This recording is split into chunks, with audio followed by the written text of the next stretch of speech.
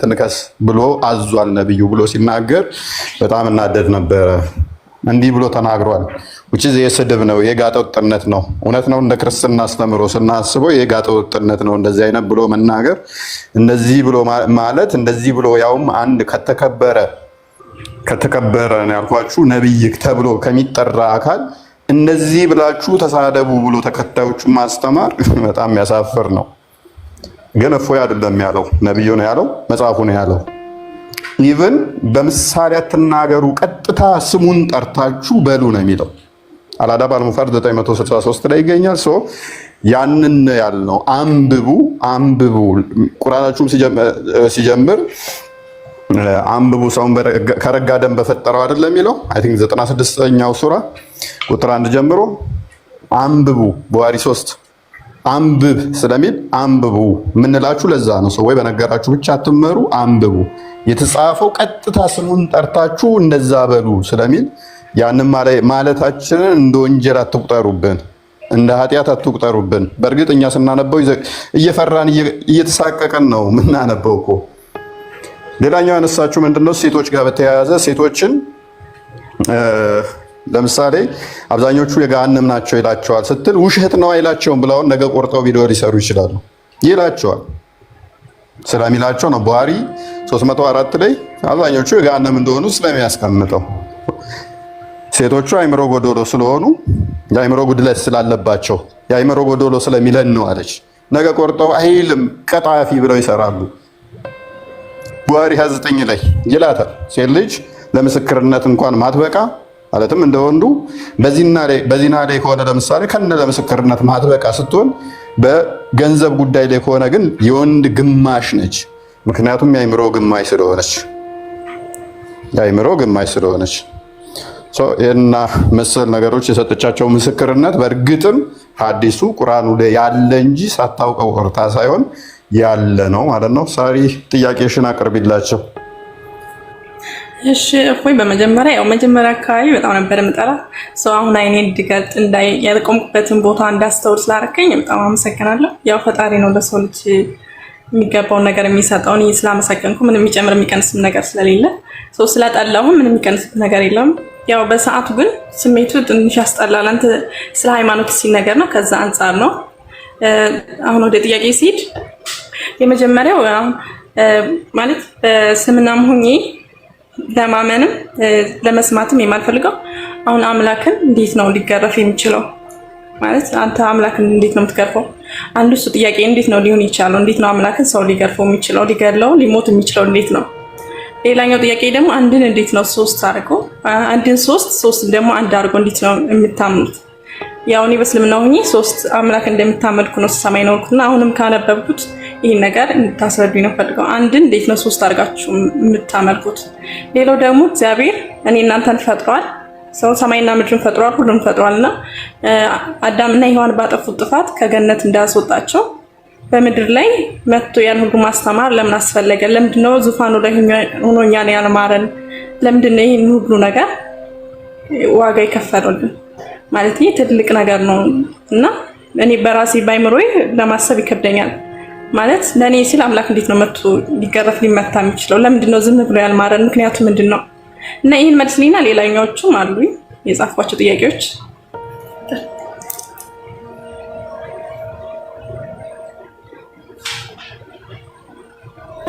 መምህራኖች ቀጥሉ። እናንተ ያላችሁ እኔ ማውራት ሳይጠበቅብኝም አይ ቲንክ እናንተ ቀጥሉ። መምህር ኤፍሬም ይቀጥሉ።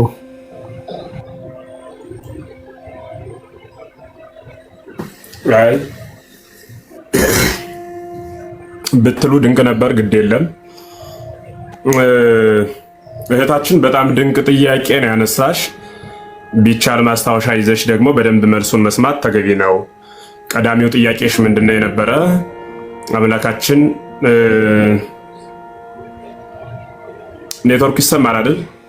ያኛል ይሰማል። በጣም አሪፍ። ስለዚህ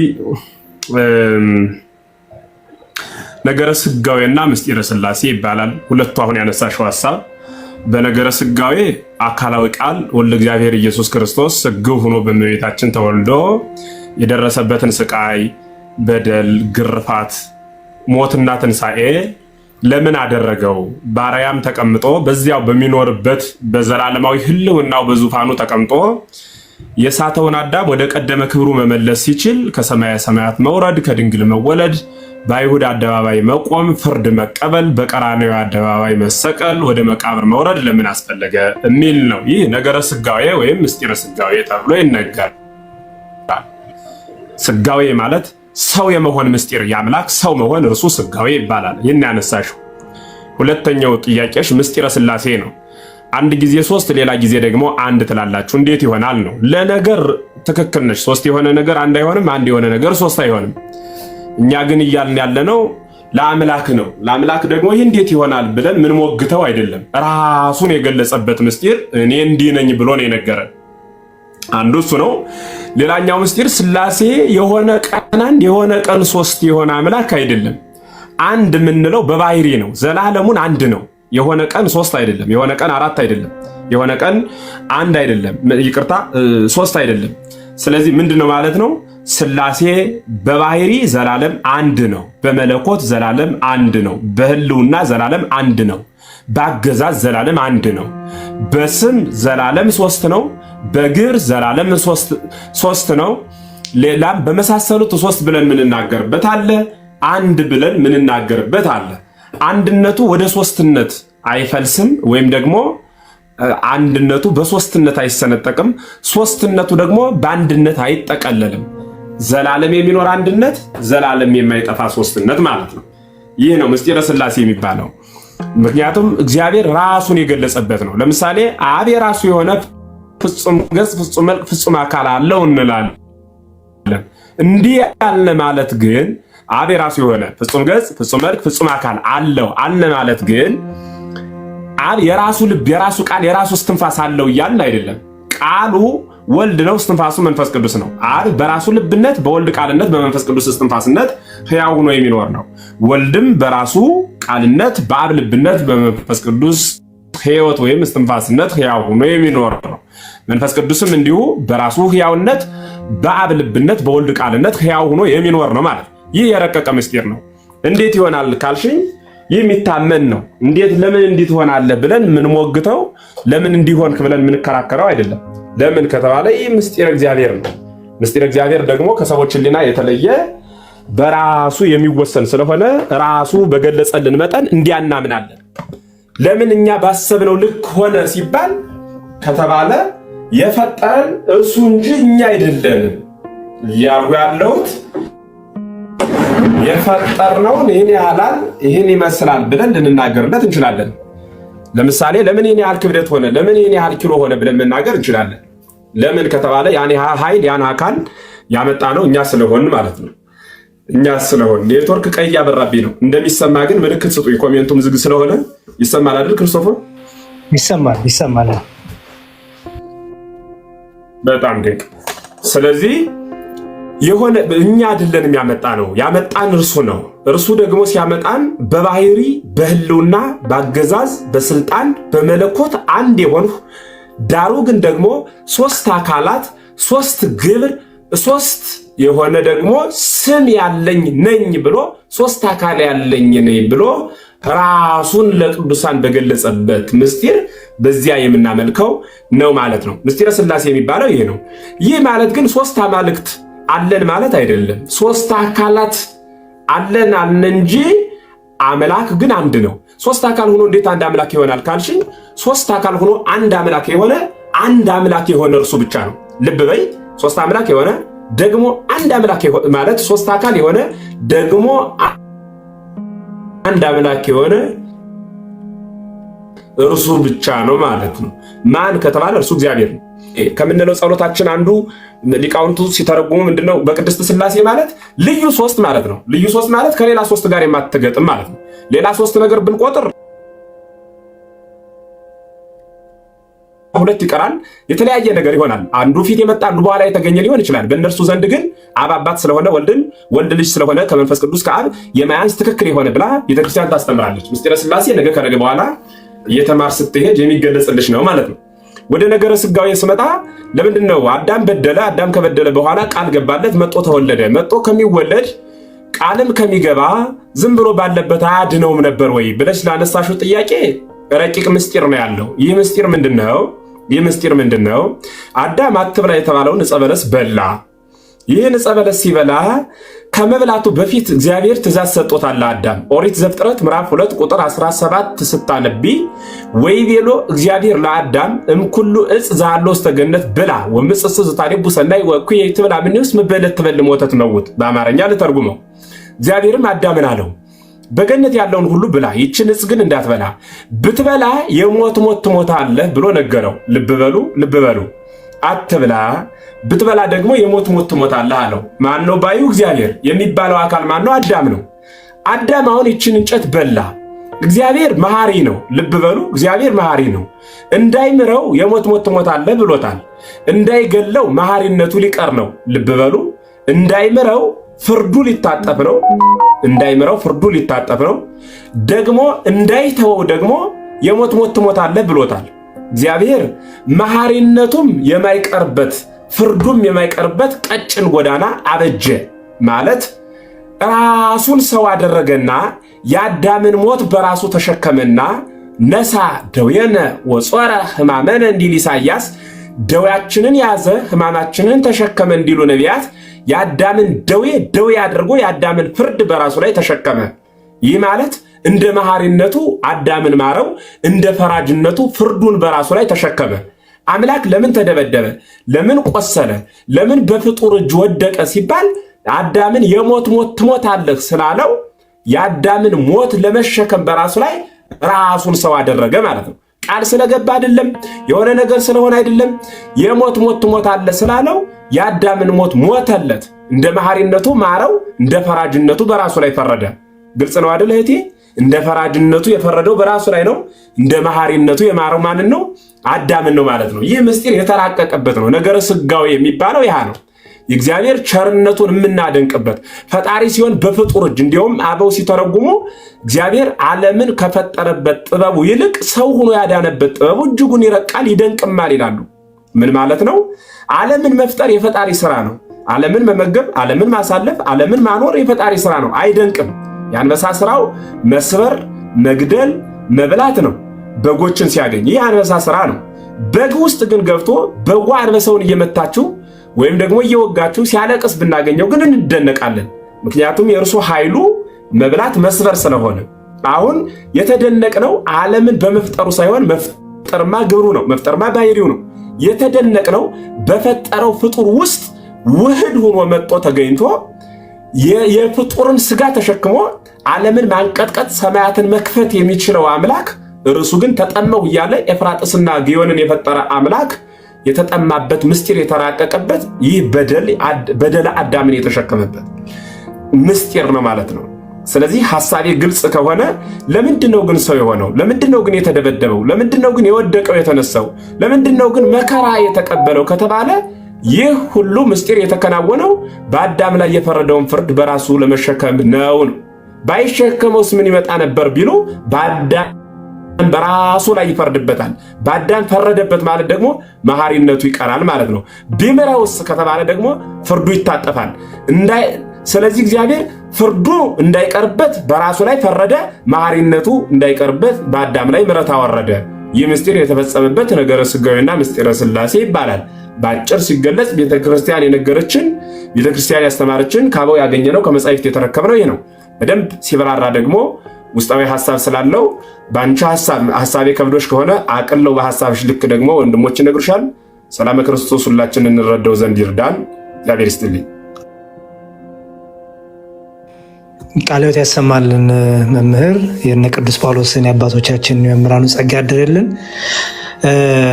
ሳራ የገባሽ እና ያልገባሽ ካለ ጠይቂን።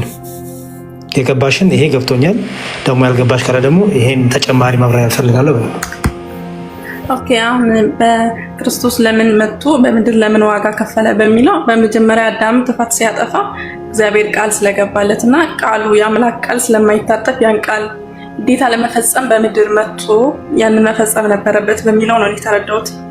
ሰው ልክ ካልሆንኩኝ ልክ አለመሆንሽ ሳይሆን አንቺ ጥያቄ የፈጠረብሽ ነገር በዚህ ዙሪያ አሁን እዚህ ጋር የነበረው ለምን ጌታ ከሰማኑ ማዳን ሲችል ለምን ሕማምን መከራ መቀበል አስፈለገው ለሚለው የመለሱልሽ መልስ አንቺ ያ መልስ በቂ ሆኖልሻል ወይስ ተጨማሪ ማብራሪያ ትፈልጊያለሽ? አሁን ባልኩት ሁኔታ የተረዳሁት ልክ ከሆነ ኦኬ፣ እሺ፣ ጥሩ። ተጨማሪ ነገሮችም ካሉ በኋላ እንጨምርልሻለን። ሁለተኛው ጥያቄሽ የነበረው ደግሞ ምንድነው? የአንድነትና ሶስትነት፣ ስለ ሥላሴ ሶስትነት በምንድነው አንድነት በምንድነው የሚለውንም አብራርተውልሻል መምህራችንና እዛ ላይ ሲያለሽ ማረዳት እንዴት ነው? አሁን ጥያቄ የፈጠረብሽ ነገር አለ ወይስ? አዎ እሱ ላይ ማለት ምንም አልተረዳሁም ማለት ይቻላል። አሁን ለምሳሌ አምላክ አንድ ሆኖ እያለ ሶስት ሆነ፣ ከዛ ደግሞ መልሶ አንድ ሆነ፣ ከዛ ደግሞ ቃሉ ነው የእግዚአብሔር ቃል ነው ኢየሱስ የእግዚአብሔር ቃል ነው ይላል አይደል? እንዴት ነው የእግዚአብሔር ቃል ከዛ ሰው ሆነ፣ ከዛ ደግሞ አሁን ምንድን ነበር ያልከኝ? ሶስት ሆነ ከዛ አንድ ሆነ። እሱ አልገባኝም። እንደገና ደግሞ በመጽሐፉ ላይ እኔ አንድም ሶስትም ነኝ ብለዋል።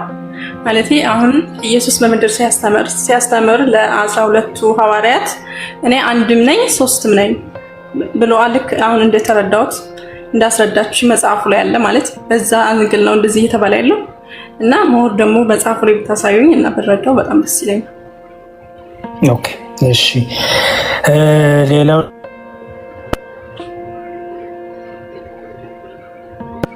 ይቅርታ ስልክ እየገባብኝ ነው። እሺ፣ ሰው አንድነትና ሶስትነት እና ከሰማዩ ለምን አላዳነንም? ሌላ ሶስተኛ ጥያቄ ነበርሽ ወይስ? አይ ቲንክ አንደኛው ውስጥ ተቀላል፣ ሁለተኛው መሰለኝ ሶስተኛ ጥያቄሽ። ሌላ ጥያቄ አለ ግን አንድ ላይ ጠይቅ እዚሁ ላይ። አይ ነው ቅድም ያቀረብሻቸው ውስጥ ያስቀድሙ እነሱን። ኦኬ፣ እሺ፣ በጣም ጥሩ። መምህር ስላሉ እሳቸው ያርሙናል። እኔና ክርስቶፎሮስ ደግሞ ትንሽ እንጨምርልሽና እንዲሁ ለወጥ ሲል ነቃ ብለሽ ታዳምጫለሽ ነው። ግን መምህር ደግሞ እኛ ያጎደለውን አርመው መምህራችንም ስለሆኑ እሳቸው ፊት ብንሳሳት ሁላችንም እሳቸው ያርሙናል። እሺ፣ እኔ ጥቂት ደቂቃ ወስጄ እንትን ልበልሽ። ከዛ ደግሞ መምህር ክርስቶፎሮስ ሜይ ቢ የረሳሁትም ካለ የሚስተካከልም ካለ አስተካክለው ያስተምሩናል ማለት ነው። እሺ፣ የመጀመሪያው ማወቅ ያለብሽ ነገር በደንብ ስሚኝ ሳራ፣ አምላክ በእኛ ጭንቅላት ምሳል በእኛ ጭንቅላት ይሄ አምላክ እንዲህ ቢያደርግ እንዴት ይሆናል፣ እንዲህ ቢሆን እንዴት ይሆናል የሚባል አይደለም። አምላክ በራሱ አምላክነት ባህሪው አንደኛው ምንድነው? ከአይምሮ ከጭንቅላት በላይ ነው። ለጭንቅላት የተመቸሽ አምላክ ካለ እርሱ ጣዖት ነው የሚሆነው። ኦኬ፣ አምላክነት ያሰኘው አምላክ ራሱ ያሰኘው አንደኛው ባህሪው ምንድነው? ከአይምሮ በላይ ሆኖ አንቺ ግን አማኟ በእምነት የምትረጁ ነው፣ በእምነት የምትቀበዩ ነው። ኦኬ፣ ራሱን ይገልጣል እሱ በወደደው፣ አማኙ ያን አምላክ በገለጠበት ራሱን ይረዳል።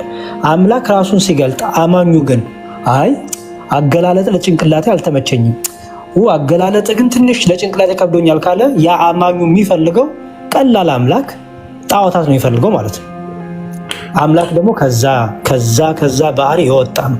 ስለዚህ እሱን በደንብ ልታስፈው ያስፈልጋል። ኦኬ፣ ሰው እኛ የምናወራው እግዚአብሔር ስለ ክርስቲያኖች በመገለጡ እግዚአብሔር ራሱ እንዴት ገለጠ፣ ትልቁ ይሄ ነው። በቃ ሶስትነት አንድነት ስንል አሁን አንቺ እንደለመድሽው ወይ እንደለመድነው በተለምዶ 1 2 3 ከዛ ደግሞ አንድ ሲታሰብ በአይምሮ 1 እና 3 እኮ ምናምን ታያለሽ አይደል? ይሄ አይምሮ ነው የሚለው።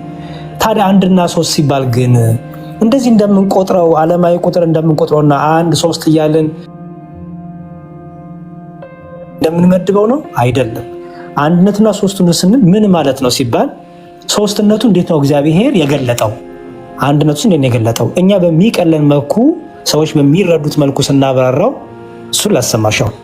የመጀመሪያው እግዚአብሔር ሶስት ነው ስንል እግዚአብሔር ሶስት መለኮት ነው እያልን አይደለም። እግዚአብሔር ሶስት ነው ስል ራሱን በምንገለጠልን በስም ሶስት እንደሆነ ገለጠልን። ማን ብሎ? አብ፣ ወልድ፣ መንፈስ ቅዱስ። እግዚአብሔር አብ፣ እግዚአብሔር ወልድ፣ እግዚአብሔር መንፈስ ቅዱስ። በብሉይ ኪዳን እግዚአብሔር እያሉ ይጠሩታል አባቶቻችን። በሐዲስ ኪዳን ደግሞ ልጁን ገለጠልን። ልጁን በመግለጡ ደግሞ እግዚአብሔር አብ እንደሆነ ወይም አባት እንደሆነ፣ ወልድ የሚባል ልጅ እንዳለው፣ መንፈስ ቅዱስ የሚባል ደግሞ ሕይወት እንዳለ፣ ሰራጺ እንዳለ ደግሞ ተማርን ማለት ነው። እግዚአብሔር ራሱን ገለጠልን። ስለዚህ በስም ሶስት ነው እንላለን። በምን? አብ ወልድ መንፈስ ቅዱስ በስም ሶስት። በደንብ አስተው የምናገረው እንዳለ ይህን የምናገረው መጽሐፍ ቅዱስ እትሻለሁ። ከዛ እግዚአብሔር በግብር ደግሞ ሶስት ነው። በግብር ሶስት ነው ማለት ነው። አብ አባት ነው። አብ ልጅ አይደለም። አብ አባት ነው። የባህሪ ልጅ አለው። ማን ነው የሚባል? ወልድ የሚባል ኦኬ። የባህሪ ልጅ ማለት ነው አብን መስሎ አብን አክሎ አብን ተካክሎ ከአብ እኩል የሆነ ማለት ነው። ኦኬ የባህሪ ልጅ ይባላል። ወልድ። ከዛ ደግሞ መንፈስ ቅዱስ አለ። ከአብ የሚወጣ ከአብ የሚሰርጽ ወይም መንፈስ ቅዱስ የአብና የወልድ ሕይወት እስትንፋስ የተባለው ማለት ነው። ስለዚህ በግብር ሶስት ነው ማለት ነው። አብ ወልድ አይደለም፣ ወልድ አብ አይደለም። ስለዚህ ስንት አካል አለ አለን? ሶስት አካል አለ ማለት ነው። ስለዚህ አብ ወልድ ስላልሆነ አብ የወልድ አባቱ ነው፣ ወልድ የአብ የባህሪ ልጁ ነው። ምክንያቱም ኢየሱስ ክርስቶስ በመጽሐፍ ቅዱስ አንተ ማነህ ሲሉት እኔ የአብ ልጅ ነኝ ይላል። አስተውይ። አንተ ማነህ ሲባል እኔ የአብ ልጅ ነኝ ይላል። ከዛ ደግሞ እኔ ደግሞ የሰው ልጅ ነኝም ይላል ጌታ። የሰው ልጅ የተባለው ለምንድን ነው? ከድንግል ማርያም ስለተወለደ በስጋ ማርያም ስለተገለጠ የሰው ልጅ ይባላል። ግን ደግሞ አስቀድሞ እሱ ታዲያ የት ነበረ ቢባል በክብሩ ከአባቱ ጋር ነበረ። ይህንን ደግሞ ሲናገር እኔ ከአባቴ ዘንድ ወጥቼ መጥቻለሁ አለ ጌታ። ጥቅሶቹን አሁን እሰጥሻለሁ ማለት ነው። እኔ ከአባቴ ዘንድ ወጥቼ መጥቻለሁ አለ። ስለዚህ አባቴ ብሎ ይጠራዋል አብን። ራሱ ወልድ። መቼ ነው አባቴ ያለው? ከድንግል ማርያም ሲወለድ አይደለም፣ አስቀድሞም አባቴ ነበር እያለ ነው ጌታ። ስለዚህ በግብር ሶስት ነው ማለት ነው። አብ የወልድ አባት ነው። ወልድ የአብ የወልድ አባት ነው። ወልድ የአብ ልጅ ነው። መንፈስ ቅዱስ ሰራጺ ነው፣ ከአብ የሚወጣ ነው እንዳለ ማለት ነው። ይሄ ግብር ምን ነው? ከዛ ደግሞ የስም አልን፣ ግብር አልን፣ ከዛ አካል አልን። የአካል ሶስትነት ማለት አብ አካላዊ ነው። አብ አካላዊ ነው ማለት እኔነት አለው ማለት ነው። እኔ ባይ ነው ማለት ነው። ኦኬ ፐርሰን ነው ማለት ነው። ወልድም አካላዊ ነው፣ እኔ ባይ ነው። መንፈስ ቅዱስም እኔ ባይ ነው። ኦኬ ስለዚህ ሶስት አካል አለ ማለት ነው። ሶስት ስም፣ ሶስት ግብር፣ ሶስት አካል። እስካሁን ድረስ አስተዊ ሶስት መለኮት፣ ሶስት አምላክ አላልኩም። እሺ እስካሁን እያወራሁ ያሉት ምንድን ነው? ግብር አባት፣ ልጅ፣ መንፈስ ቅዱስ ሰራጺ፣ ስም አብ ወልድ መንፈስ ቅዱስ። ከዛ ደግሞ ምን አልኩሽ? ስም አካል እና ግብር። አካል ደግሞ አብ ፍጹም አካል ፍጹም ገጽ፣ ወልድ ፍጹም አካል ፍጹም ገጽ፣ መንፈስ ቅዱስ ፍጹም አካል ፍጹም ገጽ፣ እኔነት ማለት ነው አለ። ወደ መለኮት ስትመጪ ግን ወደ አምላክነት፣ ወደ መለኮትነት፣ ወደ ፈጣሪነት፣ ወደ ገዢነት፣ ይህን ዓለም ወደ መፍጠር፣ ይህን ዓለም ወደ ማሳለፍ፣ ወደ ፈቃድ፣ ወደ እውቀት ስትመጪ ግን አንድ ነው እንላለን። የተለያየ እውቀት የለም፣ የተለያየ ፈቃድ የለም፣ የተለያየ መለኮት የለም፣ የተለያየ አምላክ የለም። አንድ አምላክ፣ አንድ መለኮት፣ አንዲት ስልጣን፣ አንዲት አገዛዝ። በሶስቱ ስም አንድ መለኮት፣ በሶስት ግብር አንድ እግዚአብሔር፣ በሶስት አካል አንድ መለኮት እንላለን ማለት ነው። ይህን ሁሉ በመጽሐፍ ቅዱስ አሳየኝ ካልሽኝ አሳይሽ። ትልቁ ያሉን ጥቅስ እያልሽ ነው አይደለ? አልነገርከኝም እስካሁን ጥቅስ። አይ ኖ እኮ ልትይዥ ነው ወይ ማለት ነው። ምክንያቱም ቅድም ቃል በቃል መመሪያ ያሉትን ነገሮች ስደግሚ ስላልሰማው በደንብ ተከታተይም ብዬ ነው። እሺ ኦኬ ልጀምር። አሁን እንግዲህ ከዘፍጥረት ልጀምርልሽ።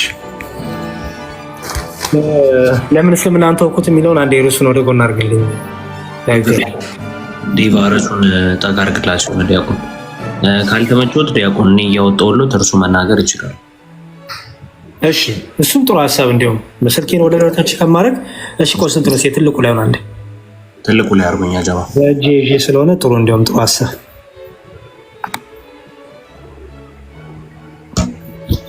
ዴቭ ሞዴሬተሮች ትልቁ ላይ አርጉኝ፣ እኔ ራሴን ማድረግ ስለማልችል ነው። ሞዴሬተር አይደለሁም አይገርምህም?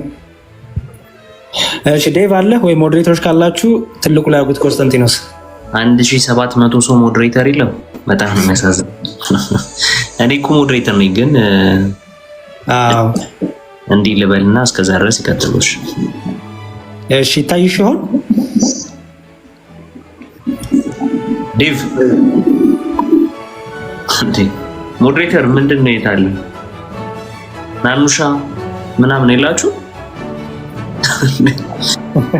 ማለት ነው። ኔትወርክ ተቋርጧል እንዴ? ሳሪ አለን እኔና ክርስቶስ አለ። ችግር የለም። በቃ እንደዚህ ቀጥሉ። ይታየኛል። ችግር የለም። ኮመንቱን አብሮትና ሞዴሬተሮች እንዲመጡ አድርጓቸው። ኮመንቱን ስታበሩላቸው መኖራቸውን ነግሯቸዋል። ኮመንትን ለማብራት እኮ ሞዴሬተር የለንም፣ ተቸገር። ኮመንት እንዴት ነው የሚያበራው? ሞዴሬተር አለ። ኦኬ እቺ እንትኗ ላይ ግባና ይሄ ሼር የምትለው አለች ከርቭ ነገሯ፣ ቀስት ነገሯ። እሺ እሷን ስትነካት ከዛ ሞዴሬተር ሴቲንግ የሚል አለ አይደል? እሱን ስትነካ ኮመንት የሚል ይመጣልሃል። ከፈትኩት። ኦኬ የሚገርሙት እስከዛሬ አላገም ይሆናል።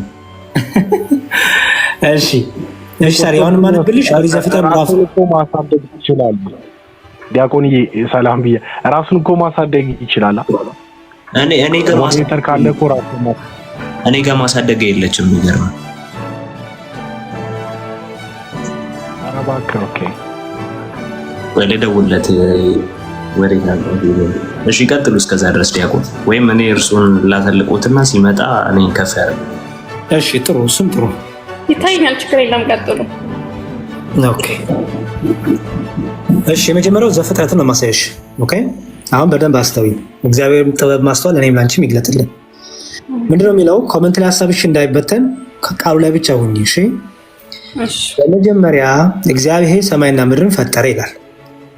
በመጀመሪያ ማን ሰማይና ምድርን ፈጠረ? እግዚአብሔር። ምድርን ባዶ ነበረች፣ አንዳችም አልነበረባትም፣ ጨለማን በጥልቁ ላይ ነበር፣ የእግዚአብሔር መንፈስ በውሃ ላይ ሰፎ ነበር ይላል። ምን አገኘን? እግዚአብሔር ሰማይና ምድርን ፈጠረ። ቀጥሎ ደግሞ የእግዚአብሔር መንፈስ ደግሞ ይላል። ያሹ እዚህ ጋር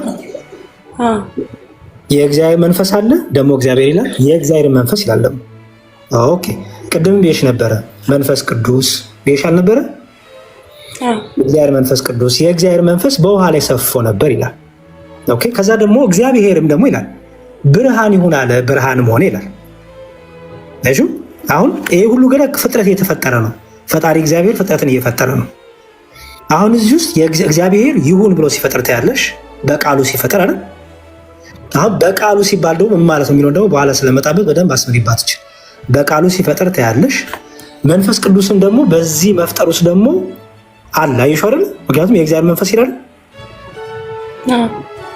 ኦኬ በደንብ አስተያየ የእግዚአብሔር መንፈስ። ኦኬ አሁን እግዚአብሔር አለ፣ የእግዚአብሔር መንፈስ አለ፣ ደግሞ የእግዚአብሔር ቃል አለ አይደል? ሁሉን ብርሃን ይሁን እያለ እየፈጠረ ያለው ማለት ያው ሁን የሚልበት ቃል አለው ማለት ነው። አይ ቃል እንደ ቃል ሲባል ምን እንደሆነ አላሳይሽ ነው ገና። ኦኬ እግዚአብሔር አለ፣ የእግዚአብሔር መንፈስ አለ፣ ከዛ ደግሞ የእግዚአብሔር ቃል አለ ማለት ነው። አዎ ኦኬ የእግዚአብሔር ቃል ንግግር አይደለም፣ ፈጣሪ ነው፣ አድራጊ ነው። ምክንያቱም በቃሉ አይደለም የሚፈጥረው። አሁን ብርሃን ሁን ሲለው ሆነ ማለት አሁን ሆነ የሆነበት ቃሉ ማለት ነው። ቃሉ ፈጣሪ ነው። ኦኬ የእግዚአብሔር አይደለም፣ ምክንያቱም በቃሉ አይደለም የፈጠረው። ስለዚህ የእግዚአብሔር ቃል ምንድነው ማለት ነው? ፈጣሪ ነው፣ ሰሪ ነው አይደል? በኋላ ይሄ ቃል ምን እንደሆነ ላሳይ ስለፈለኩኝ ነው። ኦኬ የእግዚአብሔር መንፈስን አገኘን፣ የእግዚአብሔር ቃልን አገኘን፣ እግዚአብሔርን አገኘን አይደል? በጣም መልካም። እሺ እዛው ዝቅ ብሎ ሚላ መሰለሽ እግዚአብሔርም አለ ይላል። እግዚአብሔር ደግሞ አለ ምን አለ?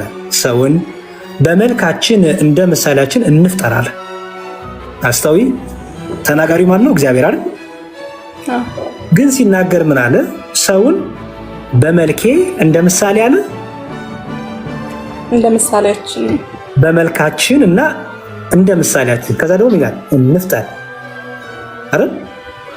እንፍጠር ሲል አሁን አንድ አይደለም ጎበዝ። ሰውን በመልካችን እንደ ምሳሌያችን። አሁን በእስልምና አላህ በብዙ ሲያወራ በብዛት ሲያወራ ራሱን በብዙ ሲያወራ ምን ነበር የተማርሽው?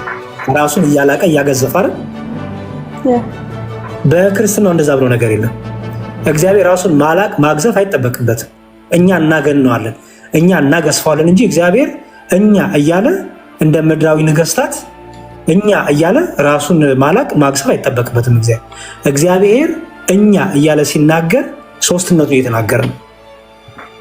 መንፈስ ቅዱስን እየተናገረ ነው፣ አብን እየተናገረ ነው፣ አካላዊ ቃልን በስጋ ከመገለጡ በፊት ማለት ነው። ኋላም ከስጋ ተገለጠ በኋላ ደግሞ ወልድን እየተናገረ ነው እንጂ ሼሄ ለሰክሽያ ወይ ምንድነው ራስን ለማላቅ ራስን ለማግነን አይደለም። ገባሽ? እኛ ፍጥረቱን እናገነዋለን እንጂ እግዚአብሔር ራሱን ለማግኘት ከማን ጋር ይወዳደራል? እግዚአብሔር ይወዳደራል? አይ ራስን እስቲ ስታስቢ አምላክ ራሱን ለማግነን ራሱን ለማላቅ መጣጣር አለበት እንዴ? ከማን ጋር ይወዳደራል? አምላክ ከማንም ጋር ይወዳደራል ማለት። ስለዚህ በእኛ እግዚአብሔር እኛ እኔ እያለ ሲያወራ አንድነቱን፣ እኛ እያለ ሲያወራ ደግሞ ሶስትነቱን። አሁን ለዚህ ነው ቅድም ብዬሻለሁ የእግዚአብሔርን ነገር መገለጡን ነው የምናምነው እኛ። ገባሽ? ጭንቅላቴን የሚመቸኝን አይደለም ማምነው። ጭንቅላቴን የሚመቸኝማ ቀላል አምላክ ነው። በጭንቅላቴ የሚደርስበትማ ቀላል አምላክ ነው። ያ ደግሞ ጣዖት ነው። ለጭንቅላቴ የሚመቸኝ አምላክ ከፈለኩ ክርስትናው የሚጠይቅሽ ካንቺ ምንድን ነው? እግዚአብሔር እንዴት ተገለጠ? ከዛ ነው የምንጀምረው። እኔ እንዴት ይቅለለኝ ሳይሆን እግዚአብሔር ራሱ እንዴት ገለጠ ነው። ስለዚህ እግዚአብሔርም አለ ምን አለ? ሰውን እግዚአብሔርም አለ ሲል አንድነቱ ይነግርሻል አይደል? እግዚአብሔሮችም አሉ አላለም ማለት እግዚአብሔርም አለ ሰውን በመልካችን እንደ ምሳሌያችን ምን እንበል እንፍጠር። መፍጠር የማን ባህሪ ነው? መፍጠርን እግዚአብሔር ለፍጡራን ያካፍላል? ከመላእክት ጋር ይፈጥራል? እግዚአብሔር አብሮ ቁጭ ብሎ መላእክቱን እስቲ እንፍጠር አግዙኝ ይላል? አይ መላእክ አይደለም ፍጡር አይደሉም እንደነሱ። ስለዚህ ፍጡራን አይደሉም ማለት እዚህ ጋር እንፍጠር ተብለው ፍጡራን ይጠራሉ? አይ ታዲያ እንፍጠር ሲል እግዚአብሔር ምን ማለት ነው ስትይ፣ አሁን መልስ ላሰጠሽ ነው። እንፍጠር ሲል ከማንን ነው እንፍጠር እያለ ያለው ስትይ፣ መዝሙረ ዳዊት ላይ ይሄንን ግልጽ አድርጎ ያስቀምጥልሽ። መዝሙረ ዳዊት መዝሙር 33 ላይ እንዲህ ይላል። መዝሙር 33 ቁጥር 6 አሁን ቀላል ነው፣ አንቺ አይስተምርሽኛለሽ በደንብ። በእግዚአብሔር ቃል ሰማያት ጸኑ፣ በእግዚአብሔር ቃል ሰማያት ጸኑ። በእግዚአብሔር ቃል ሰማያት ጸኑ ማለት ተፈጠሩ አይደለም ማለት ነው። ጸኑ ማለት ተፈጠሩ ማለት ነው፣ ተሰሩ ማለት ነው። በእግዚአብሔር ቃል ሰማያት ጸኑ፣ ሰራዊቶቻቸው ሁሉ፣ ሰራዊቶቻቸው ማለት የሚኖሩት ማለት ነው። ኦኬ፣ ሰራዊቶቻቸው ሁሉ በአፉ እስትንፋስ ይላል። እዚህ ጋር አሁን ፈጣሪ እግዚአብሔር ፈጣሪ ቃሉ ህይወት ሰጪ ደግሞ የአፉ እስትንፋስ ይላል አይደል? እስትንፋስ ማለት መንፈስ ቅዱስ ነው። እሱን ልመጣልሽ ጎበዝ። አሁን እዚህ ጋር እንፍጠር ሲል ማን እየሆነ እንደሆነ ገብቶሻል? እስትንፋስ ብሎ የሚጠራው ማለት ነው መንፈስ ቅዱስን። ቃል የሚለው ደግሞ ወልድ እንደሆነ አሳይሻለሁ። ምክንያቱም ይህ ዝም ብሎ ተራ ንግግር አይደለም አይደል? ይሄ ንግግር ቢሆን ኖሮማ ንግግር የሚሰራ ንግግር የሚፈጥር እንዴት ይሆናል አይደል? የእግዚአብሔር የራሱ ቃሉ ደግሞ ምንድነው? ፈጣሪ ነው፣ አድራጊ ነው አይደል? ምክንያቱም ያው በቃሉ ተፈጠሩ አይደለም የሚለው ዓለማት ሁሉ በቃሉ ተፈጠሩ አይደል? ስለዚህ እንፍጠር ሲል እግዚአብሔር ቃሉን እና መንፈስ ቅዱስን እየተናገረ እንደሆነ ገባሽ አሁን? ምክንያቱም ፍጥረት ሁሉ የተፈጠረው በመንፈስ ቅዱስ ህይወትነት ሰጪነት አይደል? በእግዚአብሔር ቃል ፈጣሪነት። ስለዚህ መንፈስ ቅዱስም ቃልም አብም እግዚአብሔር አብም ፍጥረትን ፈጠሩ አይደል? አንዱ እግዚአብሔር ፈጠረ በሶስትነቱ አይደል? አሁን እዚህ ጋር እስትንፋሱና ቃሉ ሲል እንዴት ነው የሚለየው? ምንም የሚለይ ነገር የለውም። በመፍጠር የሚለይ የለማ አየሽ። ምክንያቱም በዚህ ውስጥ የምታዩ ፈጣሪ የዚህ ሁሉ በእግዚአብሔር ቃል ሰማያት ጸኑ፣ ሰራዊቶቻቸውን ባሉ በአፉ እስትንፋስ የሚለው ፈጣሪነት አይደል የሚያሳየው? ምክንያቱም አንዱ ከአንዱ አይለይማ። እስትንፋስን መንፈስ ቅዱስ አይደል? ምን አገኙ ማለት አሁን እስትንፋስ መንፈስ ቅዱስ ነው። ሰው ቃልና እስትንፋስ የሚለው እንዴት ነው የሚለየው? አይለይም። ምክንያቱም ይኸውልሽ በመፍጠር የሚለያይ አምላክ የለም። ሶስት ፈጣሪ የለማ። ገባሽ? በእግዚአብሔር ቃል ፍጥረቱ ተፈጠረ፣ በመንፈስ ቅዱስ ደግሞ እስትንፋስነት ፍጥረት ሁሉ ምን አገኘ? ህይወት አገኘ። ይሄንን በሌላ ጨምርና ላሳይሽ። መጽሐፈ ኢዮብ ላይ ደግሞ ይሄንን በደንብ አድርጎ እንደዚህ አብራራሻል። መጽሐፈ ኢዮብ ምዕራፍ 33 ላይ በኋላ በምሳሌ አስረዳሻለሁ። እሺ ኢዮብ ምን እንደሚል የእግዚአብሔር መንፈስ ፈጠረኝ አለ። አሁን ደግሞ የእግዚአብሔር መንፈስ ምን አለኝ ይላል? ፈጠረኝ። ሁሉንም የሚችል የአምላክ እስትንፋስ ህይወትን ሰጠኝ ይላል። ሁሉንም የሚችል የአምላክ እስትንፋስ ምን ሰጠኝ? ህይወት። በጣም ጥሩ። እግዚአብሔር እዚህ ጋር ደግሞ ፈጣሪ ማን ተባለ? ያው መንፈስ ቅዱስ ለማለት ነው። መንፈስ ቅዱስ አይሹ። ምክንያቱም ቅድም ብዬሻለሁ በመፍጠር አብ ወልድ መንፈስ ቅዱስ አንድ አላልኩሽም? መንፈስ ቅዱስ ማለት የእግዚአብሔር መንፈሱ ነው አይደል? ራሱ መንፈስ ቅዱስ ማለት እግዚአብሔር መንፈስ ቅዱስ ነው ሲባል ራሱ መንፈስ ቅዱስ ህይወት የሚሰጥ ቅዱስ የእግዚአብሔር መንፈስ የእግዚአብሔር እስትንፋስም ይባላል። ገባሽ? ለምሳሌ በቀላል ምሳሌ አመጣልሻለሁ። ቃሎቹን ላሳይሽ ነው። አሁን የእግዚአብሔር መንፈስ ፈጠረኝ። ማነው እዚህ ጋር ፈጣሪ የተባለው? መንፈስ ቅዱስ አይደል? አዎ። የአምላክ እስትንፋስ የተባለው ማነው? ራሱ መንፈስ ቅዱስ አይደል? አዎ። በጣም ጥሩ። ቅድም ማን ፈጣሪ ተባለ? ቃል አይደል?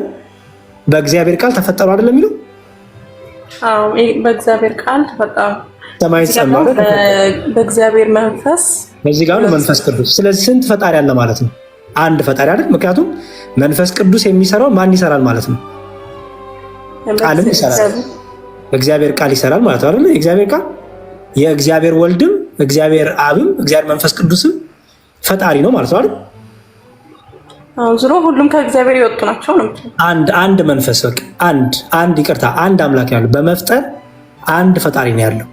አሁን ደግሞ ጌታ ራሱ የተናገረውን ደግሞ ላሳይሽ። ኦኬ፣ ወደ አሁን ይሄ ያሳየሽ በጣም ጥቂት የሆኑ ከብሉይ ኪዳን ያሳየሽ። ወደ አዲስ ኪዳን ልግባ። ብሉይ ኪዳንና አዲስ ኪዳን ለይተሻል አይደል? ለይተሻል አይደል? እሺ፣ ብሉይ ኪዳንና አዲስ ኪዳን ምንድን ነው ልዩነቱ? አዲስ ኪዳን ማለት ኢየሱስ ክርስቶስ ከመጣ በኋላ የጻፉት አይደል? ብሉይ ኪዳን ደግሞ ማለት ነቢያቶች እንዴት ምናምን የተናገሩት። ጥሩ፣ እንደሱም ነው። ግን በነቢያቱ የብሉይ ኪዳን ማለት ሕገ ኦሪት የነበረበት እግዚአብሔር በነቢያቱ ይናገርበት የነበረው ነው። ኦኬ። ሐዲስ ኪዳን ግን ራሱ እግዚአብሔር በልጁ የተናገረበት ነው። ኦኬ። ይሄንን ደግሞ ለሰች አዲስ ኪዳን ማለት አራቱ ወንጌሎች አይደል? አዲስ ኪዳን ያሰኘው የክርስቶስ መምጣት ነው። ጌታ ከመጣ በኋላ ሐዋርያቱን መርቷል። ሐዲስ ኪዳን ያሰኘው ጌታ በመምጣቱና አዲስ ኪዳን ስለተደረገ ነው። እሱን በሌላ ቀን ኪዳን ሁለቱ ኪዳናት ብሉይ ኪዳንና አዲስ ኪዳን ሲባል ምን ማለት ነው የሚለውን ደግሞ አሳይሻለሁ። እሺ ኦኬ። እሺ አሁን ደግሞ ምን ላሳይሽ? ሁለት ክፍሎች አሳይሽ። በደንብ አስተውይሽ። የዮሐንስ ወንጌል ምዕራፍ 1 ላይ እንዲህ ይላል፣ በመጀመሪያ ቃል ነበር ይላል። በመጀመሪያው ቃል ነበር ሲባል ይሄ መጀመሪያ የተባለ የትኛው ነው? መጀመሪያ ማለት መጀመሪያ ነው። ቃል ማለት መጀመሪያ ነበር ነው። በመጀመሪያው ሲል ቅድም ኦሪት ዘፍጥረት ላይ በመጀመሪያ እግዚአብሔር ሰማይና ምድርን ፈጠረ ሲል ምን ማለት ይመስልሻል? አሁን እዛ እግዚአብሔር የፈጠረበት ቃሉ ማለት ነው። ኖ እሱን አለ የጠየኩሽ ሳርዬ። በመጀመሪያ የምትሆነው ገና እዚህ በመጀመሪያ ጋር ያለሁት በመጀመሪያ ማለት ትርጉሙ ነው ጥቂት። አዎ ጎበዝ፣ እሱን የጠየኩሽ። ለምሳሌ በመጀመሪያ እግዚአብሔር ሰማይና ምድርን ፈጠረ ስል ምን ያልኩኝ ነው? በመጀመሪያ ማለት ምንም ሳይኖር በፊት ማለት ነው። በጣም ፍጥረት ከመፈጠሩ በፊት ማለት ነው አይደል? አዎ። ፍጥረት ከመፈጠሩ በፊት ካልኩኝ ፈጣሪ አለ ማለት ነው አይደል? ፍጥረት ከመፈጠሩ በፊት ካልኩኝ ፈጣሪ አለ አይደል? ምክንያቱም ፍጥረትን ያስገኘ ፈጣሪ አለ። ምንም ሳይኖር ፈጣሪ አለ፣ ከዛ ፍጥረት። ስለዚህ በመጀመሪያ ሲባል ፍጥረት ከመፈጠሩ በፊት ማለት ነው አይደል? ምንም ሳይኖር በፊት መጀመሪያ። አዎ። ስለዚህ በመጀመሪያ እግዚአብሔር ሰማይና ምድር ፈጠረ ሲባል ማለት ነው እግዚአብሔር አለ፣ ከዛ መፍጠር ምን አደረገ? ጀመረ ማለት ነው አይደል? እግዚአብሔር መጀመሪያ ነበረ፣ ከዛ ፈጠረ። ጎበዝ፣ በጣም ጥሩ። አሁን እዚህ ጋር ነኝና በመጀመሪያ ቃል ነበር ማለት ነው። ከሁሉም መጀመሪያ ቃል ነበረ ማለት ነው። መጀመሪያ ምን ሳይሆን ንግግር ነበር ማለት ነው። መጀመሪያ ነበረ፣ መጀመሪያ ነበረ። አሁን ላይ ያለ ነገር አይደለም ማለት አሁን ሳይሆን መጀመሪያ ነበረ። አንድ ነገር ነበር የምትይው እኔነት ያለው ነገር ነበር ያለ፣ እኔነት የሌለው ነገር ነበር ይባላል። እኔ ማለት የማይችል አካል ነበር ይባላል? ኧረ አይባልም። ንግግር እኔ ማለት ይችላል? ንግግር ብቻ። አሁን ለምሳሌ እኔ እና አንቺ የምናወራው ንግግር አለ አይደል? ከኔና ካንቺ በፊት ነበር? አይ አይደለም፣ ከኔ ስለሆነ የሚወጣው ከኔ በፊት የለም። በጣም ጥሩ። ታዲያ እዚህ ጋር በመጀመሪያ ቃል ነበር ከተባለ ቃል ነበር ሲል ነበር የሚለው ምን ያሳይሻል? እኔነትን ያሳይም? ያሳያል። ቃል ነበረ ማለት ቃል ነበረ፣ መጀመሪያ ነበረ። መጣሽልኝ። ስለዚህ ቅድም በዙረ ዳዊት ላይ በእግዚአብሔር ቃል ሰማዮች ጸኑ ሲል ያ ቃል እየተባለ ይጠራው ማን እንደሆነ እየገባሽ ነው? እኔነት ያለው እንደሆነ አካላዊ እንደሆነ። ኦኬ። አሁን እግዚአብሔር ቃል እዚህ ጋር አዎ ክርስቶስ ወልድ ድሮ የተፈጠረበት ቃል ነው ይሄ። ይኸውልሽ ቆይ በመጀመሪያ ቃል ነበር ነው የሚለው አይደል? ገና ዝቅ ብዬ ገና ነብልሻለሁ። ነበር የምትለዋን እንድትፈቻልኝ ፈልጌ ነው። ነበር ሲባል ንግግር ነበር ማለት ነው። ነበረ መጀመሪያ ነበረ ማለት ነው እኮ ለንግግር ነበረ ታያለሽ። ንግግር ብቻ ከሆነ ነበር ይባላል። ለንግግር እንደዛ አይደለም። ንግግር እንዴት ነበር? መጀመሪያ ነበር እኔነት አለ ማለት አይደል? እኔ ማለት ይችላል ማለት አይደል? ይችላል። ጎበዝ። ስለዚህ ቅድም በመዝሙረ ዳዊት ላይ በእግዚአብሔር ቃል ሰማያት ጸኑ ሲል ቃል የተባለው ምን እንደሆነ ገባሽ? አሁን እንጃ ማለት ይሄ በዚህ ቃል ነው ሰማይ የጸናው ማለት ነው። አዎ ይሄው ቃል አድራጊ ነው ፈጣሪ ነው አልኩሽም ቅድም። ኦኬ እኔ ነበር ይሄ ነው የፈጠረው ማለት ነው። ታችን እዚህ ዝግ ብላ ነው ይፈታልሻል። ከዛ በመጀመሪያ ቃል ነበር። ቃልም ደግሞ ከማን ጋር ነበር አለ? በእግዚአብሔር ዘንድ ነበር። አይሹ እርሱ የነበረ እግዚአብሔር ከመጀመሪያም የነበረ ነው አይደል? በጣም ጥሩ። ስለዚህ ከእግዚአብሔር ጋር ነበር። ራሱ ደግሞ ቃልም ማን ነበር ይላል? እግዚአብሔር ነበር። በጣም ጥሩ። ቃልም እግዚአብሔር ነበር ካልሽ ይህ ቃል ማን ነው ማለት ነው? እግዚአብሔር ራሱ ቃል ማን ይባላል ስሙ? እንጃ እግዚአብሔር ነው ስሙ። አዎ ቃልም እግዚአብሔር ነበር ይላል እግዚአብሔር። እሺ ስለዚህ ቃል የሚለው ንግግር አይደለም ማለት አይደል? እኔ ባይነት። ምክንያቱም እግዚአብሔር ቃልም እኔ ባይነት አለው አይደል? እግዚአብሔር አዎ ጎበዝ። ስለዚህ ቃልም እግዚአብሔር ነበር። ይህ በመጀመሪያው በእግዚአብሔር ዘንድ ነበር። አሁን ይኸው ሁሉ በእርሱ ሆነ፣ ሁሉ በእርሱ ሆነ፣ ከሆነውም አንዳችሁ ካለ እርሱ አልሆነም። እርሱ የተባለው ማን ነው እዚህ ጋር? እግዚአብሔር ነው። እግዚአብሔር ቃል። ምክንያቱም ይኸውልሽ ስለ ቃል ነው። በመጀመሪያ ቃል ነበር፣ ቃልም እግዚአብሔር ነው፣ በእግዚአብሔር ዘንድ ነበር፣ ቃልም እግዚአብሔር ነበር አይደል? እያለ ነው ስለ ቃል አይደለ እያወራ ያለው? አዎ። ስለዚህ እዚህ ጋር እርሱ የተባለው ማን ነው ማለት ነው? እግዚአብሔር አይደል? ቃል እግዚአብሔር ቃል አይደል? ምክንያቱም ያው እግዚአብሔር ቃል ነው። ምክንያቱም ያው ቃልም እግዚአብሔር ነበር ይላል። ቃልም እግዚአብሔር ነበር ካለ ማለት ሁሉ በእርሱ ሆነ። ስለዚህ ሁሉ በእርሱ ሆነ የተባለው በእግዚአብሔር ነው ማለት ነው። በምን በቃል አይደል? ቆይ ከመጀመሪያው ልንገርህ። በመጀመሪያ ቃል ነበር አለ። በመጀመሪያ ቃል ነበረ። አሁን ነበር ነው ፈታ ነው አይደል? ነበር የሚለው ነበር ከመጀመሪያ ነበረ። ነበር ካልን እኔነት አለ ማለት ነው አይደል? አላው ነበረ ከሁሉም በፊት የነበረ ነገር ነው። ስለዚህ ቃል እግዚአብሔር ዘንድ ነበረ፣ ከእግዚአብሔር ጋር ነበረ። በጣም ጥሩ። ከዛ ራሱ ቃል ደግሞ ምንድነው አለ? ቃልም እግዚአብሔር ነበር። ስለዚህ ቃልም እግዚአብሔር ነበር ከተባለ ራሱ ቃል ንግግር ሳይሆን ማለት ነው እኔነት ነው ማለት አይደል? እኔ ማለት ነው ይችላል። ቃል እግዚአብሔር ነው ማለት ነው። ቃል እግዚአብሔር ነው አይደል? ኤግዛክትሊ ጎበስ። ስለዚህ ራሱ ቃል እግዚአብሔር ስለሆነ ሁሉ በእርሱ ሆነ የተባለው ሁሉ በእርሱ ሆነ የተባለው በእግዚአብሔር ማለት ነው። በእግዚአብሔር ቃል ማለት ነው። አዎ ጎበስ። ከሆነውም አንዳች እንኳን ለእርሱ አልሆነም፣ በእርሱ ደግሞ ሕይወት ነበረች ይላል። አይሹ ምክንያቱም ንግግር ነው እንዳትዪ እኔነት ያለው ፐርሰን ስለሆነ ያ ቃል የተባለው ማን ነው? ሕይወት አለው እኔነት አለው ማለት አይሹ ሁሉ በእርሱ ሆኗል፣ በእርሱ ደግሞ ሕይወት ነበረች፣ ሕያው ነበር ማለት ነው። ምክንያቱም እግዚአብሔር ሕያው አይደለ ለዘላለም አይደል? በጣም ጥሩ። ከዛ ይሄን እያነበሽ ዝቅ ስትይ እንዲህ የሚል ነገር ታገኛለሽ። ይኸው ከእግዚአብሔር የተላከ ስሙ ዮሐንስ የሚባል አንድ ሰው ነበር ይላል። ሁሉ በእርሱ በኩል እንዲያምኑ ይህ ስለ ብርሃን ይመሰክር ዘንድ ለምስክር መጣ። በማ ዮሐንስ ታውቂያለሽ? ዮሐንስ ማለት ጌታን ያጠመቀው ማለት ነው። ኦኬ ዮሐንስ ተላከ። ዮሐንስ የተላከበት ምክንያት ጎበስ። ዮሐንስ ሁለት አሉ ወይ? እሺ በእሱን ሌላ ርዕስ ውስጥ እንዳላስገባሽ። እሺ ይሄ ወንጌላዊ አይደለም፣ ይሄ አጥማቂ ዮሐንስ ይባላል። ወንጌላዊ ዮሐንስ ወንጌልና ራዕየ ዮሐንስና ዮሐንስ መልእክትን የጻፈው ነው። ይሄ አጥማቂው ነው። ኦኬ ይሄ አጥማቂ ዮሐንስ ነው። ሄሮድስ የሚባለው ንጉስ ያስገደለው። ኦኬ ዮሐንስ ወንጌላዊ ገና ጌታ ከድንግል ማርያም ተወልዶ የሚመረጠው ነው፣ ሐዋርያ ነው። ይሄ ዮሐንስ መጥምቆ እንደሚመጣ የተናገረው ማለት ነው። ራእዩ የጻፈው እንደሚመጣ የተናገረው። ትንቢተ ኢሳይያስ ላይ ትንቢት ተነግሮታል ለዚህ ለዮሐንስ። ኦኬ። ከዛ ምን ይላል? ይሄ ዮሐንስ የሚመጣው ለምንድን ነው አለ? ስለ ብርሃን ሊመሰክር። እሺ ይኸው ስለ ብርሃን ሊመሰክር ዘንድ ለምስክርነት መጣ ይላል። ዮሐንስ ሲመጣ የሚመሰክርለት ማን አለ? ብርሃን አለ አይደል?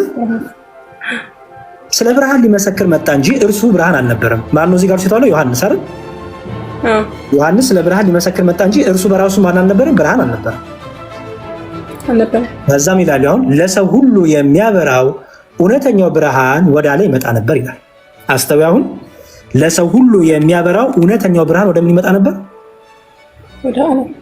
ወደ ዓለም ይመጣው እኔነት ከሌለው ያለ ካልሆነ የሚኖርና ያለ ካልሆነ እንዴት ይመጣል? አንድ ነገር መጣ የምትይው ሕያው የሆነ እኔነት ያለው ነገር አለ ይመጣው አይደል? በጣም ጥሩ። ደግሞ የሚመጣው ግን ኦልሬዲ በዓለም ነበር ይላል። አይሹ ወደ ዓለም ሳይመጣ ግን በዓለም ነበር። ምን ማለት ነው? ዓለሙ ምን ማለት ነው? ፍቺልኝ። ገና አልመጣም። አስተውይ። ገና ወደ ዓለም አልመጣም ብርሃኑ፣ ግን ወደ ዓለም ሳይመጣ ግን ደግሞ በዓለም ነበር። ያለ ነበር ማለት ነው። ያለ ነበር። እግዚአብሔር ለምሳሌ አሁን ከኔና ካንቺ ጋር አለ አይደል? አለ። በሰማይም አለ አይደል? እግዚአብሔር የሌለበት ቦታ አለ? አይ የለም። ስለዚህ እዚህ ጋር ምኑን ያሳይሽ ነው? ያ ወደ ዓለም የሚመጣው እውነተኛው ብርሃን በዓለም ነበር ከተባለ እርሱ በሰማይም በምድርም የነበረ ነው ማለት ነው። አዎ የነበረም። ምን ስለሆነ ነው ነበረ የምትይው? በሰማይም በምድርም የነበረ ነው የምትይው ምን ስለሆነ ነው? ለማን ነው ይሄ ባህሪ የሚሰጠው? ያው በዓለም ሁሌም የሚኖረው ለአምላክ ነው ሊሆን ይችላል። ጎበዝ። ስለዚህ እውነተኛው ብርሃን ወደ ዓለም የሚመጣው ብርሃን ከመምጣቱ በፊት ግን በዓለም ነበረ። ዓለሙም ደግሞ በእርሱ ደግሞ ሆኗል፣ ተፈጥሯል። አይሹ ዓለሙም በእርሱ ሆነ ይላል። አይሹ ከዛ በኋላ ምን መሰለሽ? ወደ እርሱ ወደ ሆኑት መጣ፣ የገዛ ወገኖቹ አልተቀበሉትም ይልና ቁጥር 14 ላይ ቃልም ስጋ ሆነ ይላል። ቃል ስጋ ሆነ። ቃል ማለት መጀመሪያ ዮሐንስ 1 ላይ የተነገረው ቃል ነው። ጎበዝ። እሱ አካላዊ ቃል። ቅድም ምን አለን? እርሱ እግዚአብሔር የሆነው ቃል አይደለ? እግዚአብሔር ቃል ወደ ዓለም ይመጣ ነበር አይደል የተባለው? ወደ ዓለም ሲመጣ በዓለም ነበረ፣ ግን ገና ወደ ዓለም ሲመጣ ግን ምን ይዞ መጣ ይላል? በምን ተገለጠ ይላል? ስጋ ሆነ። ቃልም ስጋ ሆነ ይላል። ስለዚህ ወደ ዓለም ሲመጣ ከድንግል ማርያም ተወልዶ በማኅፀነ ማርያም አድሮ ከድንግል ማርያም ከስጋዋ ስጋ ነስቶ ቃልም ምን ሆነ ማለት ነው? ስጋ ሆነ። አስተውይ። ቃልም ስጋ ሆነ። እሺ ቃልም ስጋ ሆኖ ተፈጠረ ይላል አይልም? ማለት ሆነ ነው የሚለው። በጣም ጥሩ። ጸጋንና እውነትንም ተሞልቶ በእኛ ምን አለ? አደረ። ስለዚህ ዮሐንስ ሊመሰክርለት የተላከው ያ እውነተኛው ብርሃን ያ በዓለማትን ሲፈጠር የነበረው ዓለማት የተፈጠረበት ያ ቃል እግዚአብሔር ቃል ምን ሆነ? ስጋ ሆነ። ሰው ሆነ ማለት ነው። ያው ስጋ ሰው ነው። ስጋ ሆነ ማለት ስጋ ሆነ ማለት ሰው ሆነ ማለት እኮ ነው። ሰው ሆነ። ስለዚህ እግዚአብሔር ሰው ሆነ የምንለው ከዚህ የተነሳ ነው። ምክንያቱም ቃል ምንድን ነው ብለናል ቅድም? ቃልም እግዚአብሔር ነበር አይደለም የሚለው? ቃል እግዚአብሔር ነበር። ቃል ፈጣሪ ነበረ። ያ እግዚአብሔር ቃል ምን ሆነ? ሰው ሆነ አይደል? ስጋ ሆነ ማለት ነው። ሰው ሆነ። አሁን ቃልም ስጋ ሲሆን ቃል ቃልነቱን አልለቀቀም፣ ስጋም ስጋነቱን አልተውም ማለት። ምክንያቱም ያው ቃል ምን ሆነ? ስጋ ሆነ ነው የሚለው። እሺ ወይም ያው ቃል ምን ሆነ? የማይታየው ታየ ማለት ነው። ቅድም ወደ ዓለም ይመጣ ነበር ግን በዓለም ነበር አይደለም የሚለው? ወደ ዓለም ሳይመጣ ግን በዓለም ነበር፣ አላየነውም ነበር አይደል እስካሁን። አሁን ግን አየነው። ለምን? ምን ስለሆነ? ስጋ ስለሆነ። ሰው ሆኖ አይሹ ስጋ ሆነ። ስለዚህ እግዚአብሔር ሰው ሆነ እንላለን ማለት ነው። የእግዚአብሔር ልጅ እግዚአብሔር ሰው ሆነ እንላለን። ቃልም ምን ሆነ? ስጋ ሆነ። ያ እግዚአብሔር ቃል ምን ሆነ? ስጋ ሆነ። እዚህ ድረስ ገብቶሻል? አሁን ዮሐንስ 1 ላይ የነበረው ቃል እግዚአብሔር ነው። እግዚአብሔር የእግዚአብሔር ቃል ስጋ ሆነ ማለት ሰው ሆነ ማለት ነው። የእግዚአብሔር ቃል ወይም እግዚአብሔር ራሱ አይደለ? ምክንያቱም አንድ እግዚአብሔር አለ አይደለ? ያው ቃል ራሱ እግዚአብሔር ነው አይደል? የእግዚአብሔር ቃል እግዚአብሔር ቃሉ ማለት ነው። ቃሉ ሲባል ንግግሩ ማለት አይደለም። አስተዊ ንግግሩ እኔን ያ የእግዚአብሔር ቃል ማለት እኔነት አለው ራሱ እግዚአብሔር እኮ ነው። ምክንያቱም ይኸውልሽ ቃልም ማን ይላል? እግዚአብሔር ነበር። ስለዚህ እግዚአብሔር እኔነት አለው አይደለ? እግዚአብሔር እኔነት አለው። እግዚአብሔር ፈጣሪ ነው። እግዚአብሔር መለኮት ነው አይደለ? ስለዚህ ያው ቃል ራሱ ማን ነው? ራሱ እግዚአብሔር ነው አይደል? ይሄ ቃል እግዚአብሔር የእግዚአብሔር ቃል ወይም ቃል የተባለው እግዚአብሔር ምን ሆነ? ስጋ ሆነ፣ እንደኛ በእኛ መሀል አደረ ይላል። ከዛም ይላል ቃል ራሱ እኔነት ያለው ማለት ነው። በጎበዝ እኔነት አለው። ምክንያቱም ምን ተብሏል? በመጀመሪያ ምን ነበር ስለተባለ ቃል ነበር ስለተባለ መልሶ ደግሞ እግዚአብሔር ነበር ስለተባለ ነበር የተባለው ምንድነው? ራሱ እግዚአብሔር ነው። ምክንያቱም እግዚአብሔር የነበረ ማለት ይሄ ቃል ግን ታዲያ ማን ነው ስትይ፣ አሁን ቅድም ወልድን ያልኩበትን ላሳይሽ። ኦኬ ምን አለ ጌታችን ማን ነው? ቅዱስ ጳውሎስ በዕብራውያን መልእክቱ ምዕራፍ 1 ቁጥር 2 ላይ እዩ ከጥንት ጀምሮ እግዚአብሔር በብዙ አይነትና በብዙ ጎዳና ለአባቶቻችን በነቢያት ተናግሮ ነበር አይደል? በነቢያቱ ይናገር በብሉይ ኪዳን አይደል? ከዛ ግን ይላል ሁሉን ወራሽ ባደረገው ደግሞ ስታምቢልችን ዓለማትን የፈጠረበት በፈጠረበት በልጁ ይላል በልጁ በዚህ ዘመን መጨረሻ ለእኛ ተናገረን። ዓለማትን የፈጠረው በማን ነው አለ? በልጁ። ጎበዝ። ልጁ ማን ይባላል ስሙ? በፊት በስጋ ከመገለጡ በፊት የእግዚአብሔር ቃል ወይም አካላዊ ቃል ይባላል። ኦኬ የፈጠረበት ቃል ነው። ስለዚህ ልጁ የተባለው ቃል ነው ማለት ነው፣ ኢየሱስ ክርስቶስ ማለት ነው። በኋላ በስጋ ማርያም የተገለጠው የአብ ቃሉ የአብ ልጁ የተባለው ማን ነው ማለት ነው? ወልድ ነው ማለት ነው። ቃል ጎበዝ።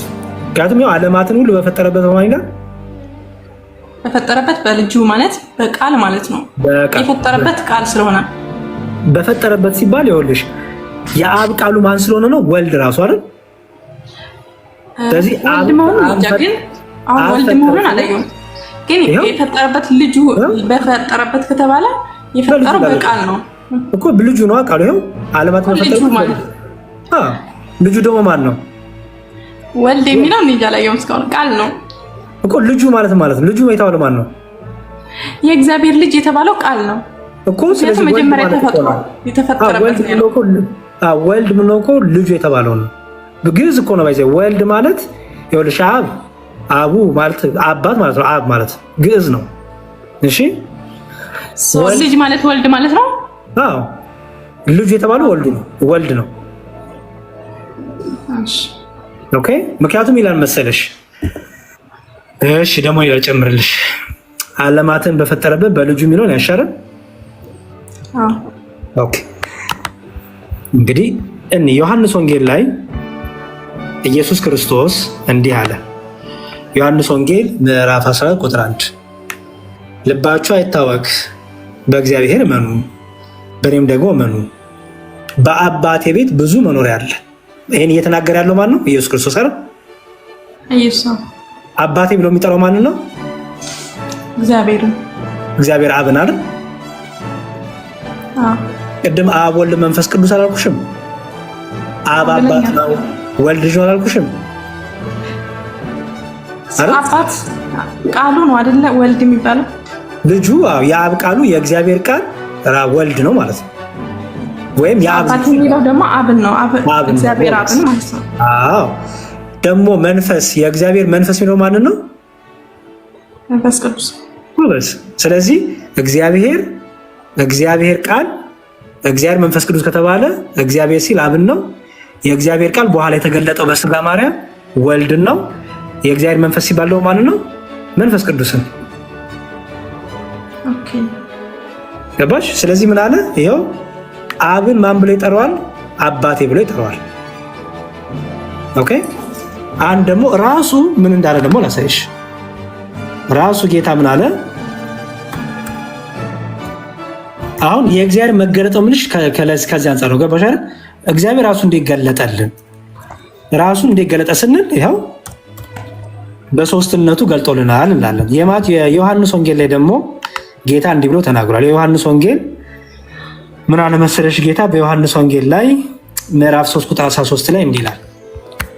ዮሐንስ ወንጌል ምዕራፍ 3 ቁጥር 13 በደንብ ስሚያት። ምዕራፍ 3 ቁጥር 13 ከሰማይ ከወረደው በቀር ወደ ሰማይ ወጣ ማንም የለም፣ እርሱም በሰማይ የሚኖረው የሰው ልጅ ነው አለ ጌታ። ከሰማይ ከወረደው በቀር ወደ ሰማይ ወጣ ማንም የለም። ከምን ከወረደው በቀር ነው የሚለው? ከሰማይ ከወረደው በቀር ወደ ሰማይ ወጣ ማንም የለም። እችን እንፍታት። ለምሳሌ ወደ ሰማይ ያረጉ የሉም? በህይወታቸው አሉ እኮ አይደል? እነ ኤልያስ አርገዋል አይደል? እነ ኤልያስ አልሞቱም ታውቂያለሽ? ከነ ህይወታቸው የተወሰዱት አይደል? አርገዋል አይደል? እነሱ ከሰማይ ነው የወረዱት? አይደሉም። ጎበስ። ከሰማይ ከወረደስ በቀር ወደ ሰማይ ወጣ ማንም የለም አለና እርሱም በሰማይ የሚኖረው የሰው ልጅ ነው አለ። ኢየሱስ ክርስቶስ የእግዚአብሔር ልጅም ይባላል የሰው ልጅም ይባላል። የሰው ልጅ ለምን ተባለ? ከድንግል ማርያም ስለተወለደ አይደል? ሶሪ እዚህ ጋር አልገባኝ። ኢየሱስ ተወልዶ ነው እንጂ ከሰማይ ወርዶ አይደለም አይደል? ከሰማይ ከወረደው በቀር ሲል ምን ማለት ነው ታውቂያለሽ? አስቀድሞ በክብሩ ይኖር የነበረው በክብሩ ዙፋን በሰማይ ይኖር የነበረው ለማለት ነው።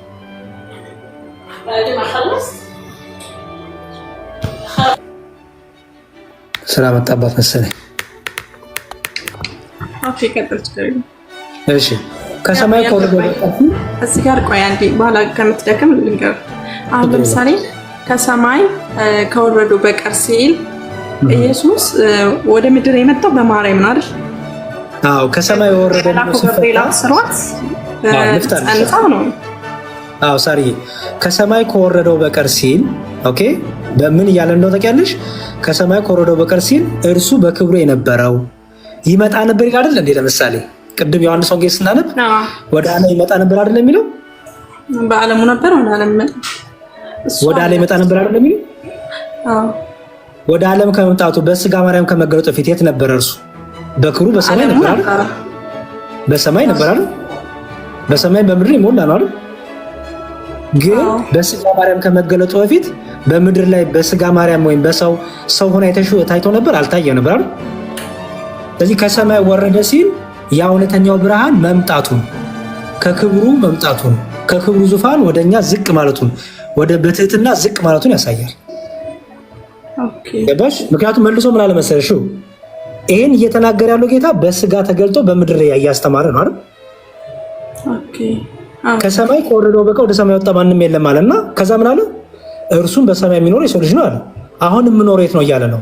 በሰማይም እየኖርክ ነው በምድርም አለው እያለ ነው። አይሹ ምክንያቱም በሰማይ የሚኖረው ነው የሚለው። በሰማይ የሚኖረው የሰው ልጅ ማለት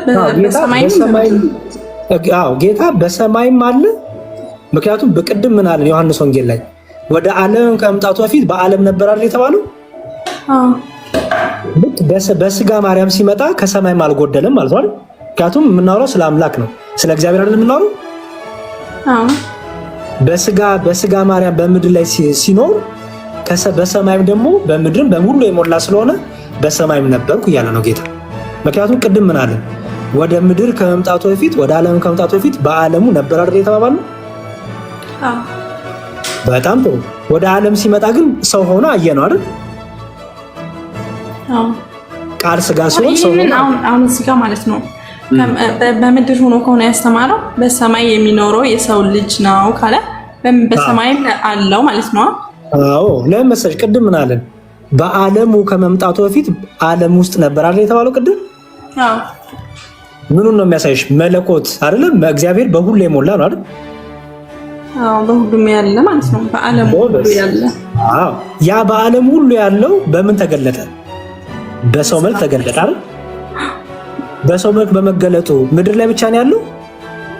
አይ በሰማይ የሚኖረው ሰው ይላል። ስለዚህ በሰማይ ይሄንን ደግሞ ራሱ ቅዱስ ጳውሎስን ብሎ አመጣልን መሰለሽ ፊልጵስዩስ ላይ።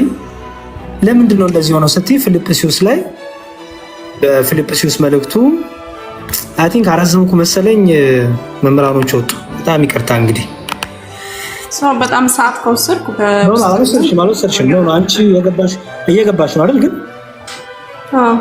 በጣም አሪፍ። እሺ ፊልጵስዩስ ምዕራፍ 2 ላይ እንዲህ ይላል፣ ይኸው በክርስቶስ ኢየሱስ የነበረ ይህ ሐሳብ በእናንተ ዘንድ ደግሞ ይሁን። እርሱ ያለው ክርስቶስን ነው አይደል? እርሱ አይደል በእግዚአብሔር መልክ ሲኖር ሳለ ይላል። በደንብ እርሱ በእግዚአብሔር መልክ ሲኖር ሳለ ምንድን ነው የሚያሳይሽ? የኖረ ነው። ማን ሆኖ? በእግዚአብሔር መልክ እግዚአብሔር ሆኖ ማለት ነው አይደል? ከእግዚአብሔር ጋር መተካከልን መቀማት እንደሚገባ ነገር አልቆጠረው ማለትና ነገር ግን የባሪያ መልክ ይዞ በሰው ምሳሌ ሆኖ ራሱን ባዶ አደረገ ይላል። መተካከል የሚለውን አንዴ መተካከል የሚለው አሁን እኩል ማለት ነው አይደል? ወደ ምድር እርሱ በስጋ ማርያም ሲገለጥ አይደል? ይሄው እርሱ በእግዚአብሔር መልክ ይኖር ነበር አይደል? ከዛ መለኮት ነው ይኖር ነበር ማለት ነው። በቃ እግዚአብሔር ስትይ መለኮት አምላክ ፈጣሪ ንጉስ ያሽነው አይደል? ከዛ በኋላ ግን ደግሞ በባህሪው ዝቅ አደረገና ከኛ ጋር ሆነ አይደለ? ሰው ሆነ አይደል? የማርያም መልክ ያዘ አይደል? ነገር ግን በሰው ምሳሌ ሆነ ሲል ራሱን ማለት እንትን ሲል በአሁን ለምሳሌ አንቺ የሰው ምሳሌ ነው የምትባዩ ወይስ ምን እንደምትባዩ? ከእናት ከአባት ነው የተወለድሽው? ጌታ ግን በድንቅ ስራው በድንቅ ተአምር ከድንግል ማርያም ያለ አባታት የተወለደው። ስለዚህ በሰው ምሳሌ ሆኖ ራሱን ባዶ አድርጎ በምስሉም እንደ ሰው ተገኝቶ ይላል። አይሹ እንደ ሰው ተገኝቶ ራሱን እንደ ሰው ተገኝቶ ማለት ነው። እርሱ ሰው ያልነበረው ሰው ሆኖ ማለት ነው። ሰው ሆኖ ራሱን አዋርዶ አይደል? ለምሳሌ አንቺ እንደ ሰው ተገኝተሽ ይባላል እንዴ? አይ ሰው ነኝ። ሰው ነሽ፣ ከጅማሬው ፍጡር ነሽ አይደል? እርሱ ግን እንደ ሰው ተገኝቶ ከተባለ ሰው ያልነበረው ምን ሆኖ ማለት ነው? ሰው ሆኖ ማለት ነው። ይሄው በምስሉም እንደ ሰው ተገኝቶ ራሱን አዋረደ፣ ዝቅ አደረገ ራሱን ለሞትም፣ ይኸውም የመስቀል ሞት እንኳን የታዘዘው ነው። አይዞህ ለምንድን ነው የሞተው? ቅድም ስትይ ነበር አይደል? ለምን የተገረፈው የተሰቀለው ስትይ ነበር አይደል? ምን ስለሆነ ይላል? ሰው ስለሆነ። አይዞህ ራሱን ምን ስላደረገ?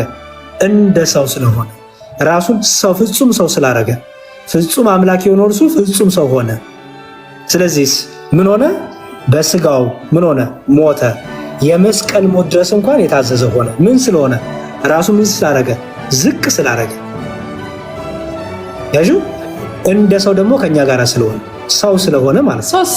ሰው አይደለም እንደ ሰው ሆነ ነው እንጂ ሰው አይደለም። ከመጀመሪያው ሞተ እኮ እንደ ሰው ብሎ እኮ እንደ ሰው ለሚባል ነገር እኮ ሞት አይነገርም ማለት ሰው በመሆኑ ሰው ከመጀመሪያው ሰው አልነበረም። ሰው እንደ ሰው ሆነ ማለት ነው።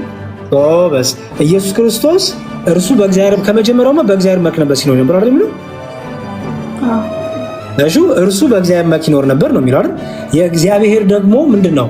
የማይታይ ነው፣ አምላክ ነው፣ ጌታ ነው፣ ኤልሻዳ ነው፣ አዶናይ ነው፣ የዓለም ገዥ ነው አይደል? ግን ምን ሆነ ይላል?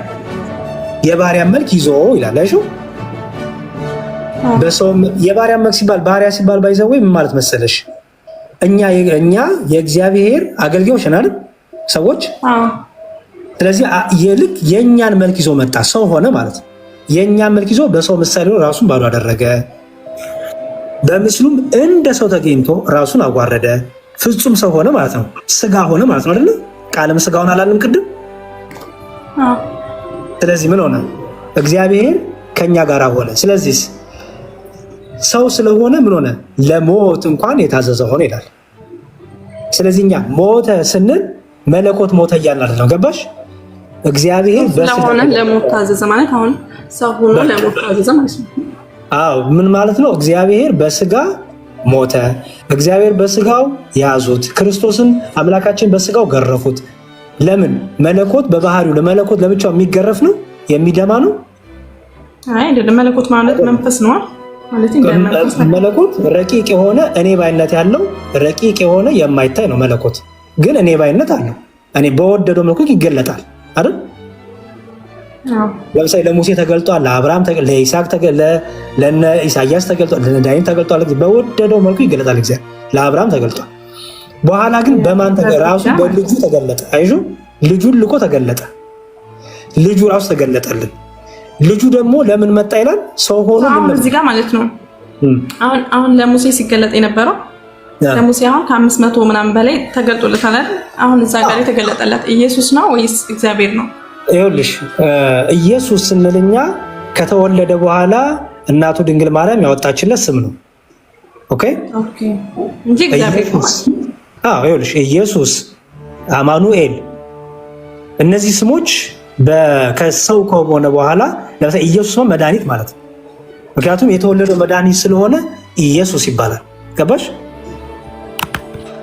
ለምሳሌ ሉቃስ ወንጌል ላይ እንዲላል ይኸውልሽ የሉቃስ ወንጌል ምዕራፍ 8 ላይ ይኸው ያለሱን መልአኩ ሲያበስራት ነው። እሱ አይደለም። ቆይ ሰዓት ከወሰድኩ ብዬ መድኃኒት የሚለው ለሳይሽ የሉቃስ ወንጌል ምዕራፍ 8 ላይ እንዲላል ይኸውልሽ የሉቃስ ወንጌል የሉቃስ ወንጌል ምዕራፍ 2:8 እነሆም የጌታ መልአክ ወደ እነሱ ቀረበ፣ በዙሪያቸውም የጌታ ክብር አበራይና ታላቅ ፍርሃት ፈሩና፣ መልአኩ ምን አላቸው? እነሆ ለሕዝቡ ለሚሆን ታላቅ ደስታ ምስራች እነግራችኋለሁ፣ አትፍሩ። ዛሬ በዳዊት ከተማ መድኃኒት ይላል እርሱም ክርስቶስ ጌታ የሆነ ይላል። ስለዚህ ኢየሱስ ክርስቶስ ተወልዶላችኋል። ስለዚህ ኢየሱስ ማለት መድኃኒት ማለት ነው። ክርስቶስ ማለት ደግሞ መሲህ እንደማለት ነው። ኦኬ። ስለዚህ ክርስቶስ ኢየሱስ ስንል ባህሩን እየገለጥን ነው። ገባሽ? ስለዚህ ኢየሱስ ክርስቶስ የሚለው በስጋ ማርያም ከተወለደ ሰው ከሆነ በኋላ የተነገረለት ስም ነው። ገባሽ? ከዛ ፊት ታዲያ ማን ይባላል ካልሽኝ እግዚአብሔር። ዮሐንስ ወንጌል ደግሞ እንደነገረን ማን ብሎ ያስቀምጠዋል? ቃል በመጀመሪያ ቃል ነበረው ያስቀምጠዋል። ምክንያቱም ሰው የሆነው ቃልም ስጋ ሆነ አይደለም የሚለው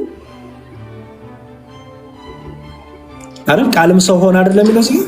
ስለዚህ አካላዊ ቃል ይባላል፣ የእግዚአብሔር ቃል ይባላል ስሙ። ኋላ ግን ከድንግል ማርያም ከተወለደ በኋላ ደግሞ ማን ተባለ? ኢየሱስ ክርስቶስ አማኑኤል ተባለ ማለት ነው። አማኑኤል እግዚአብሔርም ይባላል ማለት ነው። 1:23 ላይ ማቴዎስ 1:23 ላይ ጎበዝ። አማኑኤልንም አስተዋ አማኑኤል ማለት እግዚአብሔር ከኛ ጋር ሆነ ማለት ነው። ራሱ አማኑኤል ማለት ራሱ ትርጉሙ እግዚአብሔር ከኛ ጋር ሆነ ማለት ነው። ማቴዎስ ወንጌል ምዕራፍ 1:23 ላይ አለ። ከዛ ላይ ከትንቢቱ ይዘው ነው ትንቢተ ኢሳያስ ላይ ያለውን ማቴዎስ ወንጌል ምዕራፍ 1:23 ይኸውልሽ እነሆ ድንግል ጸንሳለች፣ ልጅም ትወልዳለች፣ ስሙንም አማኑኤል ይላል። አማኑኤል ይሉታል የተባለ ይፈጸም ዘንድ ትርጓሜውን እግዚአብሔር ከኛ ጋር ነው። ስለዚህ አማኑኤል ኢየሱስ ክርስቶስ ስንል በስጋዊ ከተገለጠ በኋላ ከድንግል ከተወለደ በኋላ የተነገረለት ስሙ ነው ማለት ነው። ግብሩን ማንነቱን የሚገልጽ ነው።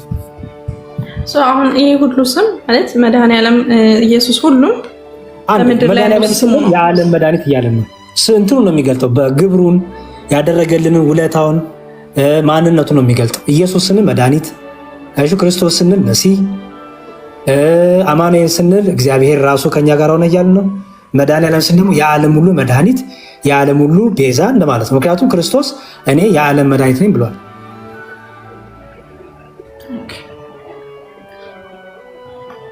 ገባሻው? ስሙ ግን ያው የእግዚአብሔር ቃል ነው ከመጀመሪያ እሱ የእግዚአብሔር ቃል የእግዚአብሔር መንፈስ ቅዱስ እና አይደለ? እግዚአብሔር መንፈስ እና አይደል? መንፈስ ቅዱስን የእግዚአብሔር መንፈስ እና አይደለ? ቅድም መንፈስ ፈጠረኝ የእግዚአብሔር መንፈስ ፈጠረኝ አይደል ያለው? ስለዚህ መንፈስ ቅዱስ ራሱ የእግዚአብሔር መንፈስ ይባላል። አካላዊ ቃል ደግሞ በስጋ ከመገለጡ በፊት እግዚአብሔር ቃል ይባላል። ራሱ እግዚአብሔር ስለ መንፈስ ቅዱስም ራሱ እግዚአብሔር አይደል? ምክንያቱም ፈጣሪ አይደለም መንፈስ ቅዱስ ራሱ። በቃ ስለዚህ አሁን ለዚህ ነው ሉቃስ ወንጌል ላይ ቅድም ያልሽው በደንብ ካስተዋልሽው ገብርኤል የተናገረው ነገር ነበረ። ምን አለ መሰለሽ? ይኸው እንዴት ይሆናል ስትለው ድንግል ማርያም ምን አላት? መንፈስ ቅዱስ በአንቺ ላይ ይመጣል አላት። ይኸው መንፈስ ቅዱስ አሁን ላሳይሽ ነው። መንፈስ ቅዱስ በአንቺ ላይ ይመጣል፣ የልዑል ኃይል ይጸልልልሻል። ልዑል የተባለው አብን ነው። ከዛ ደግሞ ከአንቺ ደግሞ ቅዱሱ የእግዚአብሔር ልጅ አይሹ። አሁን እዚህ ጋር መንፈስ ቅዱስ አለ። ከዛ ልዑል ያለው አብን ነው። ከዛ የእግዚአብሔር ልጅ ያለው ደግሞ ወልድ ነው ማለት ነው። እዚህ ጋር አሁን መንፈስ ቅዱስን አየሹ።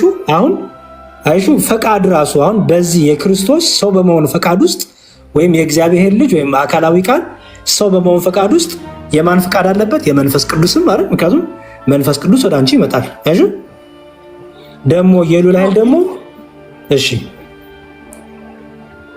አሁን እዚህ ጋር ከወልድ ከአብ ከዛ ከመንፈስ ቅዱስ ነው ማለት ነው። አሁን እዚህ ጋር ልዑል ያለው አብን ነው። አዎ እዚህ ጋር የምታየው መሰለሽ ፈቃድ እንታያለሽ። የክርስቶስ ሰው መሆን ወይም የእግዚአብሔር ቃል ሰው መሆን የራሱ የቃልም ፈቃድ ነው፣ የእግዚአብሔር መንፈስ ቅዱስም ፈቃድ ነው፣ የእግዚአብሔርም ፈቃድ ነው ማለት ነው። የተለያየ አንድ ፈቃድ አላልኩሽም ቅድም? አብ የሚሰራው ወልድ የሚሰራው መንፈስ ቅዱስ የሚሰራው አብ የሚያውቀው ወልድ የሚያውቀው መንፈስ ቅዱስ የሚያውቀው አላልኩሽም? በቃ ስለዚህ ያንን ነው ቅዱስ ገብርኤል እንደውም ይኸው ሶስትነትን በደንብ አሳየሽ። መንፈስ ቅዱስ ወደ አንቺ ይመጣል ብሎ የልዑል ኃይል ደግሞ ይጋርድሻል፣ ይጸልሻል፣ ያከብርሻል ብሎ ቀጥሎ ደግሞ የሚወለደው ደግሞ ቅዱስ የእግዚአብሔር ልጅ ይባላል። አሹ ያ የሚወለደው የእግዚአብሔር ልጅ ነው። ከድንግል ማርያም የተወለደው ማን ተባለ? የሰው ልጅ ተባለ አይደል? ስለዚህ የእግዚአብሔር ልጅ ማን ብሎ ይጠራዋል? አብን አባቴ ብሎ ይጠራዋል። የእግዚአብሔር ልጅ ስለተባለ ማለት ነው። አዎ የእግዚአብሔር እኛውን ልጆች የእግዚአብሔር ልጆች ተብለናል። እኛ በጸጋ ነው ገባሽ? ጸጋ በጸጋ ነው ልጆች የምንባለው አይደል?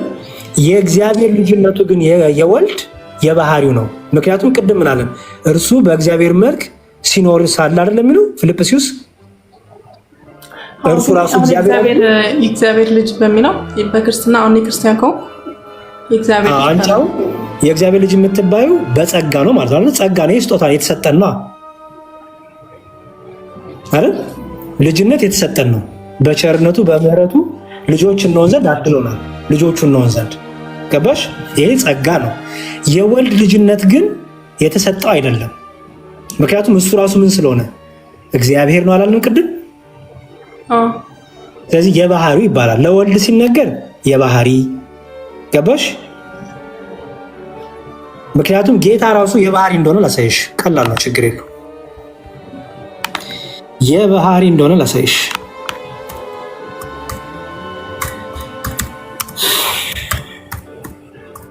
እሺ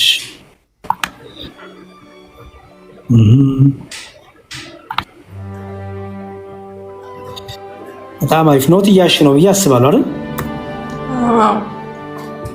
በጣም ጥሩ። እሺ በጣም አሪፍ። እሺ የዮሐንስ ወንጌል ምዕራፍ 17 ቁጥር 10 ኦኬ። የዮሐንስ ወንጌል ምዕራፍ 17 ቁጥር 10 እንዲህ ይላል። የዮሐንስ ወንጌል ምዕራፍ 17 ቁጥር 10 ምን ይላል? የእኔም የሆነ ሁሉ የአንተ ነው፣ የአንተውም ደግሞ የእኔ ነው ይላል ወልድ። አሹ እንደሚለው የእኔም የሆነ ሁሉ የአንተ ነው፣ የአንተውን ደግሞ የእኔ ነው ይላል። አሁን አንድ ፍጡር የሆነ ወይም አንድ ነብይ የሆነ ይሄ መናገር ይችላል።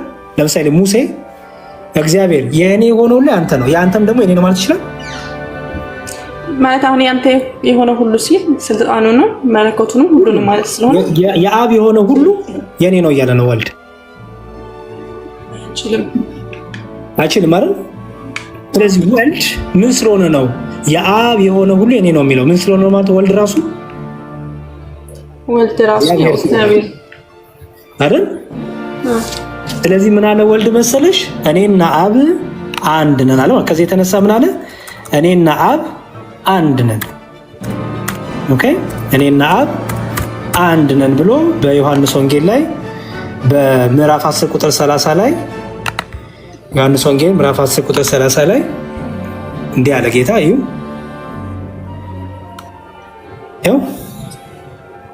እኔና አብ አንድ ነን። ለምሳሌ አንድ ነቢይ አብርሃምም ይሁን ተይው አብርሃምም ሐዋርያትም ቢሆኑ ዮሐንስም ቢሆኑ ማንም እስቲ አንድ ቦታ ላይ እኛና እግዚአብሔር አንድ ነን ያሉበት አለ? የለም። ምክንያቱም ነብይና ፈጣሪ አንድ ነው እንዴ? አሁን እኔና ምክንያቱም አንድ ነን ካልሽ ከአብ ጋር እኩል እየሆንሽ ነው አይደል? በጣም ጥሩ። ስለዚህ እኔና አብ አንድ ነን። ለአብ ሲነገር ስለ አብ ስታወሪ ምን ነው የምታወሪው? አምላክነቱን፣ ጌትነቱን፣ መለኮትነቱን፣ እግዚአብሔርነቱን አይደል የምታወሪው? ስለዚህ የኔ ሁሉ ያንተ ነው አለ ቅድም እንዳሳየውሽ ዮሐንስ 17:10 ላይ። አሁን ደግሞ ዮሐንስ 10:30 ላይ ደግሞ እኔና አብ ደግሞ አንድ ነን አለ። ስለዚህ ለአብ የሆነው የኔ ነው ካለ የአብ መለኮት የማንም ነው ማለት ነው? የወልድም። የአብ አምላክነት የማንም ነው ማለት ነው? የወልድም ነው። የአብ ሕያውነት የማንም ነው ማለት ነው? የአብ ነው ማለት ነው። የመንፈስ ቅዱስም እንደዛው ነው አይደል? ምክንያቱም መንፈስ ቅዱስ ራሱ ምን ስለሆነ ፈጣሪ አይደል ያለው? ቅድም ትዝልሽ ነው ስለሆነ ራሱ መንፈስ ቅዱስ ደግሞ ፈጣሪ ነው አይደል? ቅድም አይተናል አይደል? ስለዚህ በመለኮት በስልጣን በመፍጠር በፈቃድ ሶስት ወይስ አንድ? አንድ ናቸው። የፈጠረው በቃሉ ነው፣ ያጸናው ደግሞ በስተንፈሱ ነው ይላል ተማሪ። ስለዚህ ስለ መለኮት ስናወራ በስም 3 በአካል 3 በግብር 3 ብንልም በመለኮት ግን ስንት ነው እያልን ነው? አንድ ነው። ምክንያቱም ሲፈጡ በአንድ ነው የፈጠሩት። አዎ የአብ ፈቃድ የወልድ ነው የመንፈስ ቅዱስ ፈቃድ ነው። አብን ፈጣሪ ነው፣ ወልድን ፈጣሪ ነው፣ መንፈስ ቅዱስ። ምክንያቱም መፍጠር ቅድም ምን ስላለ ኦሪት ዘፍጥረት ላይ እንፍጠር አይደለም የሚለው? እንፍጠር ያው አብንም ወልድንም መንፈስ ቅዱስንም ያማከለ ስለሆነ ማለት ነው። አዎ ህይወት ሰጪ መንፈስ ቅዱስ አይሹ። ለዚህ ነው እዛው ላይ የሚገምት ኦሪት ዘፍጥረት ላይ እንዲህ የሚቃ ታገኛለሽ። የሆነ እዛው ዘፍጥረት ላይ ስለ አዳም አፈጣጠር ሲያወራ ምን ይላል? ዘፍጥረት 2 ላይ ምን ይላል? እግዚአብሔር አምላክም ሰውን ከምድር አፈር ምን አደረገ ይላል? አበጀው። ሰውን ከምድር አፈር ምን አደረገው? አበጀው። በአፍንጫውም የህይወትን እስትንፋስ እፍ አለበት፣ ሰውም ሕያው ነፍስ ያለው ይላል። አይሹ። ስለዚህ ለሰው ልጆች ሁሉ ህይወት የሰጠው ማን ማለት ነው? የእግዚአብሔር እስትንፋስ። እስትንፋሱ ማለት መንፈስ ቅዱስ ነው አይደል? እኛ አዎ። ስለዚህ መፍጠር የመንፈስ ቅዱስም የአብም የወልድም ነው ማለት ነው አይደል? አዎ። ገባሽ አሁን? ስለዚህ በመፍጠር በአገዛዝ በስልጣን በመለኮት በአምላክነት ስንት? አንድ አምላክ አይደል? ሶስትነት ግን በምንድን ነው አልኩሽ? በስም አብ ወልድ መንፈስ ቅዱስ፣ በግብር አብ አባት ወልድ ልጅ መንፈስ ቅዱስ ደግሞ ሰራጺ ከአብ የሚወጣ ማለት ነው፣ ወይም እስትንፋስ ጋር ማለት ነው። አሁን እዚህ ጋር አሁን ሶስቱም አንድ እንደሆኑ አይተናል። በምን ያየነው አንድነታቸው አንድ ናቸው ሲፈጥሩ ማለት ነው። በመፍጠር ግጥር ይልኝ ቆይ በመፍጠር በአገዛዝ በእውቀት በመፍቀድ በመለኮት በስልጣን በእግዚአብሔርነት አንድ አምላክ አይደል? ሶስት አምላክ ሶስቱም እግዚአብሔር ነው ስሙ ማለት በቃ እግዚአብሔር ስንል የአንድነት ስሙ ነው ይኸውልሽ። ምክንያቱም ቅድም ምን አለን? እግዚአብሔርም አለ አይደለም የሚለው። ከዛ ግን ደግሞ እንፍጠር አይደለም የሚለው። እግዚአብሔሮችም አሉ አይደለም አይደል የሚለው። እግዚአብሔርም አለ ብሎ አንድነት ያሳይሻል። ምክንያቱም እግዚአብሔር ስንል የአንድነት ስም ነው። ከዛ ደግሞ ሶስትነቱን ደግሞ ስናብራራ ምን አለን? እንፍጠር ሲል ከአንድ በላይ መሆኑን አወቅን አይደል? እንፍጠር ሲል ማንን ደግሞ እያስተማርን ነው አለን? አብን ራሱን ወልድን መንፈስ ቅዱስን አላሉ። ምክንያቱም ምን አለን? እስትንፋስ ቃል እያለን እኮ አመጣን አይደል? ከዛ በኋላ እስትንፋስንም ቃልንም ይዘን ግን ማን ብለን ጠራን? እግዚአብሔር አይሹ። ስለዚህ ስንት እግዚአብሔር አለ ማለት ነው? አንድ እግዚአብሔር አለ። ኦኬ። ግን ያ አንዱ እግዚአብሔር በስንት መልኩ ተገለጠልን? በስሙ ሶስት ሆኖ ተገለጠልን። አብ ወልድ መንፈስ ቅዱስ አይደል?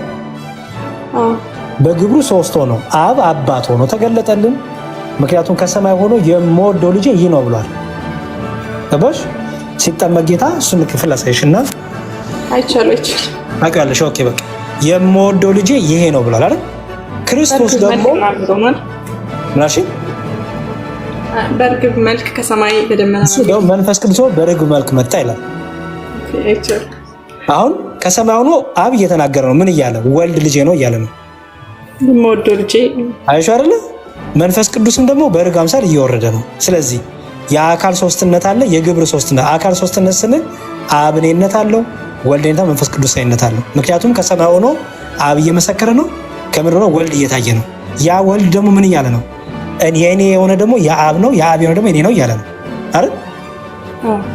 ስለዚህ እሱ ደግሞ ወልድ ምን እያለ አባቴ ነው ይለዋል አብን በሰማይ ያለው። ስለዚህ በአካል 3 በግብር 3 በስም 3 በመለኮትስ በመለኮት አንድ ነው። በአገዛዝስ አንድ። በስልጣን በእውቀት በፈቃድ አንድ ናቸው። አሁን እንደተረዱ በስማቸውና በስምና በግብር ማለት አብ አባት ነው፣ ወልድ ልጅ ነው፣ መንፈስ ቅዱስ ደግሞ ሰራጺ ነው አለን። ከዛ ደግሞ በአካል አካማ ደግሞ እኔነት አላለም ቅድም? ምክንያቱም ከሰማይ ሆኖ እኔ ብሎ አብ ተናገራልን ሰማ ነው። ወልድ ደግሞ እኔ የአብ ልጅ ነኝ እያለ ነው። በሰማይ ነበርኩ ከሰማይ መጥቻለሁ አላለ አይደል? ነበርኩ ሲል ያው የነበረ እንደሆነ የሚያሳይ ነገር ነው። ከማን ጋር ነበርኩ? ከእግዚአብሔር ከአባቱ ጋር የነበረ ነው ከጥንቱ አይደል? በጣም ጥሩ። መንፈስ ቅዱስ ደግሞ ሐዋርያት ስራ ስታነቢ እንዲሁም መንፈስ ቅዱስ ራሱ ደግሞ ይናገራል። ሐዋርያትን ምረጡልኝ ይላቸዋል። ለፈለኳቸው አገልግሎት ምረጡልኝ ብሎ ደግሞ መንፈስ ቅዱስ ይናገራል። ራሱ መንፈስ ቅዱስ ተናጋሪ ነው።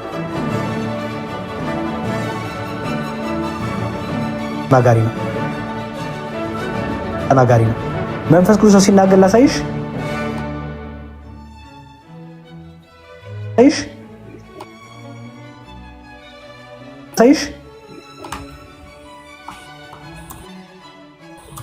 እሺ ግን በዛው በጣም ሌላ ምን የሚል ሰው ካለ ሰዓት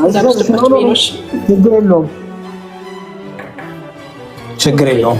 ምንም ይሄ ሁላችንም እየተማርንበት ስለሆነ ምንም ችግር የለውም። ኦኬ የሐዋርያት ስራ ጥቅስ ያዥ።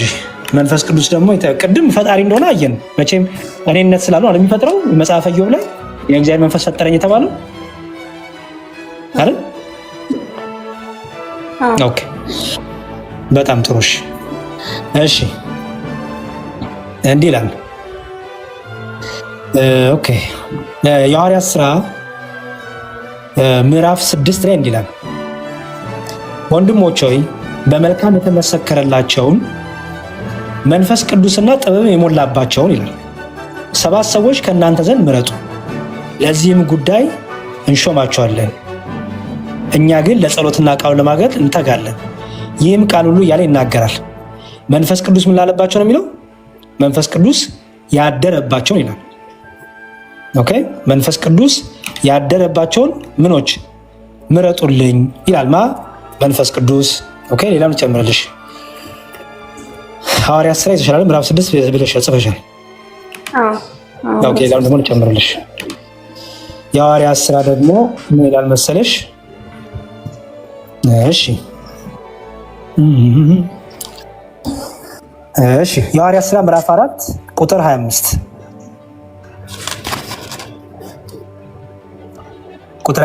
በመንፈስ ቅዱስም በብላቴና በአባታችን በዳዊት አፍ ይላል። እሺ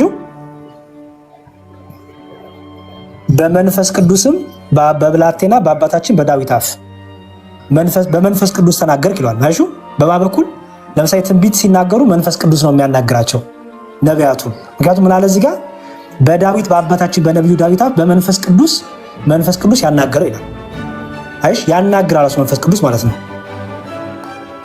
ገባሽ? ምናምን ደግሞ ልጨምርልሽ።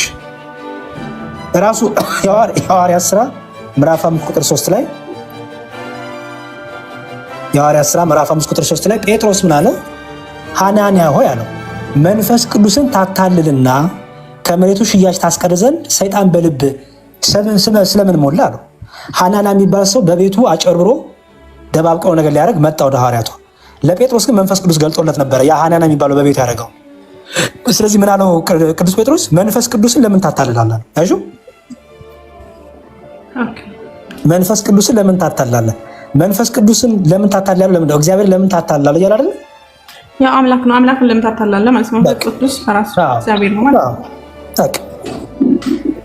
ስለዚህ መንፈስ ቅዱስ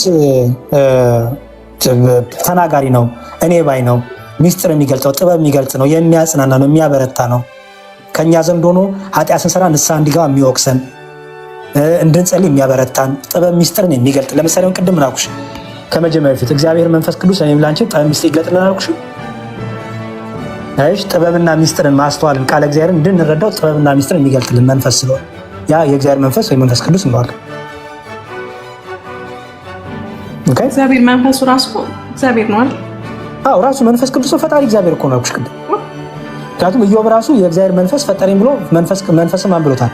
ፈጣሪ ብሎታል አይደል? አዎ በቃ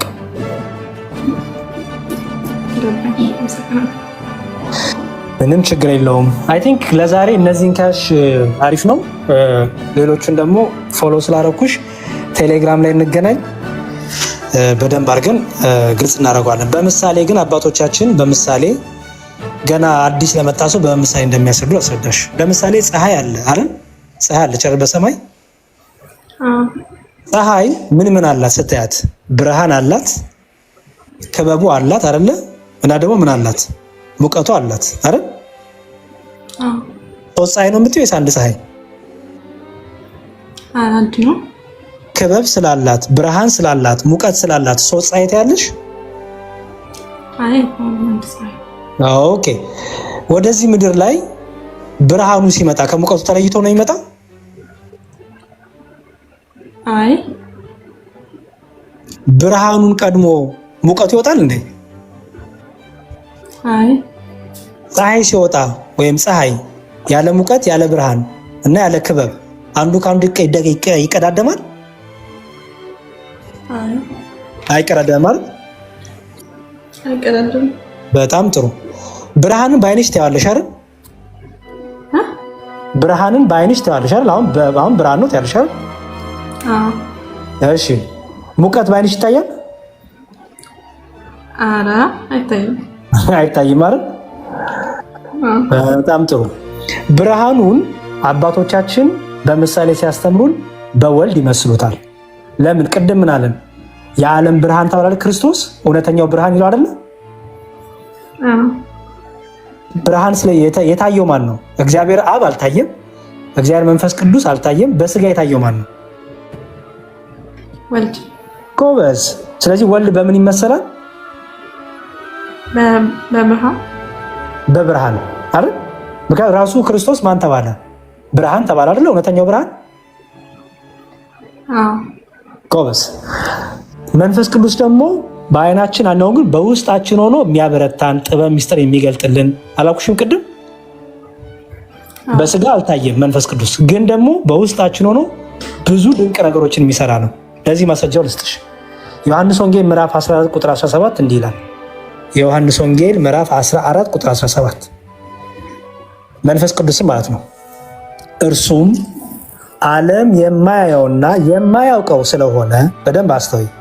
ዓለም የማያየውና ምን የማይለው ነው ይላል? የማያውቀው አይደል? ዓለም በስጋ አላየውም አይደል? በስጋ የተገለጠው ማን ስለሆነ? ወልድ እንጂ መንፈስ ቅዱስ ተገልጧል በስጋ? አይ አልተገለጠም፣ ወልድ ነው። ስለዚህ ዓለም አይቶታል? አላየውም። የእውነት መንፈስ ነው ይልና ነገር ግን ወልድን አየ ማለት አይደል? አብን አይ ኖ በስጋ የታየው ማን ነው ከተባልሽ ጌታ ምን አለ? እኔን አየ አብን አየ አይደል? እኔን አየ አብን አየ ማለቱ ምን ማለቱ መሰለሽ? እሱ ራሱ የእግዚአብሔር መልክ ነው አላልንም? ቅድም እግዚአብሔር ነው አላልንም? አምለናል። በቃ ስለዚህ እግዚአብሔርን አየን ማለት ነው። ግን በስጋ የተገለጠ የታየው ማን ነው ከተባልሽ እግዚአብሔር አብ በስጋ አልተገለጠም ማለት። ሰው የሆነው ማን ነው? እግዚአብሔር አብ ነው። ሰው የሆነው እግዚአብሔር አብ ሳይሆን ወልድ ነው። ወልድ እኮ በስ እግዚአብሔር ወልድ መጀመሪያ አሁን ማለት ነው። መጀመሪያ ቃል ራሱ እግዚአብሔር ነው ብለናል። ምክንያቱም በእግዚአብሔር ዘንድ ነበረ ስላለ ማለት ነው። የነበረው ደግሞ እግዚአብሔር ነው አይደል? እንዳትረሽ፣ ሶስትነትን ደግሞ እንዳትረሽ። አሁን እግዚአብሔር ነበራልና ግን ደግሞ በሶስትነቱ አብ አባት፣ ወልድ ልጅ፣ መንፈስ ቅዱስ ሰራጺ አልና አይደል? ቅድም እግዚአብሔር በሶስትነቱ ግብሩን ስናወራ አብ አባት፣ ወልድ ልጅ፣ መንፈስ ቅዱስ ሰራጺ ያለን ቅድም ብለናል። እሱ አይደለም እኮ የኔ እኔ ያልከሉት አብን አሁን ለምሳሌ ወልድን ያየ አብን አየ ማለት ነው። እግዚአብሔር ነው ወልድ ማለት። አዎ አዎ እግዚአብሔር ወልድ ነው አይደል? አዎ። ግን ምን እያልን ነው መሰለሽ? አብ ራሱ በስጋ ተገለጠ ግን እያልን አይደለም። ገባሽ?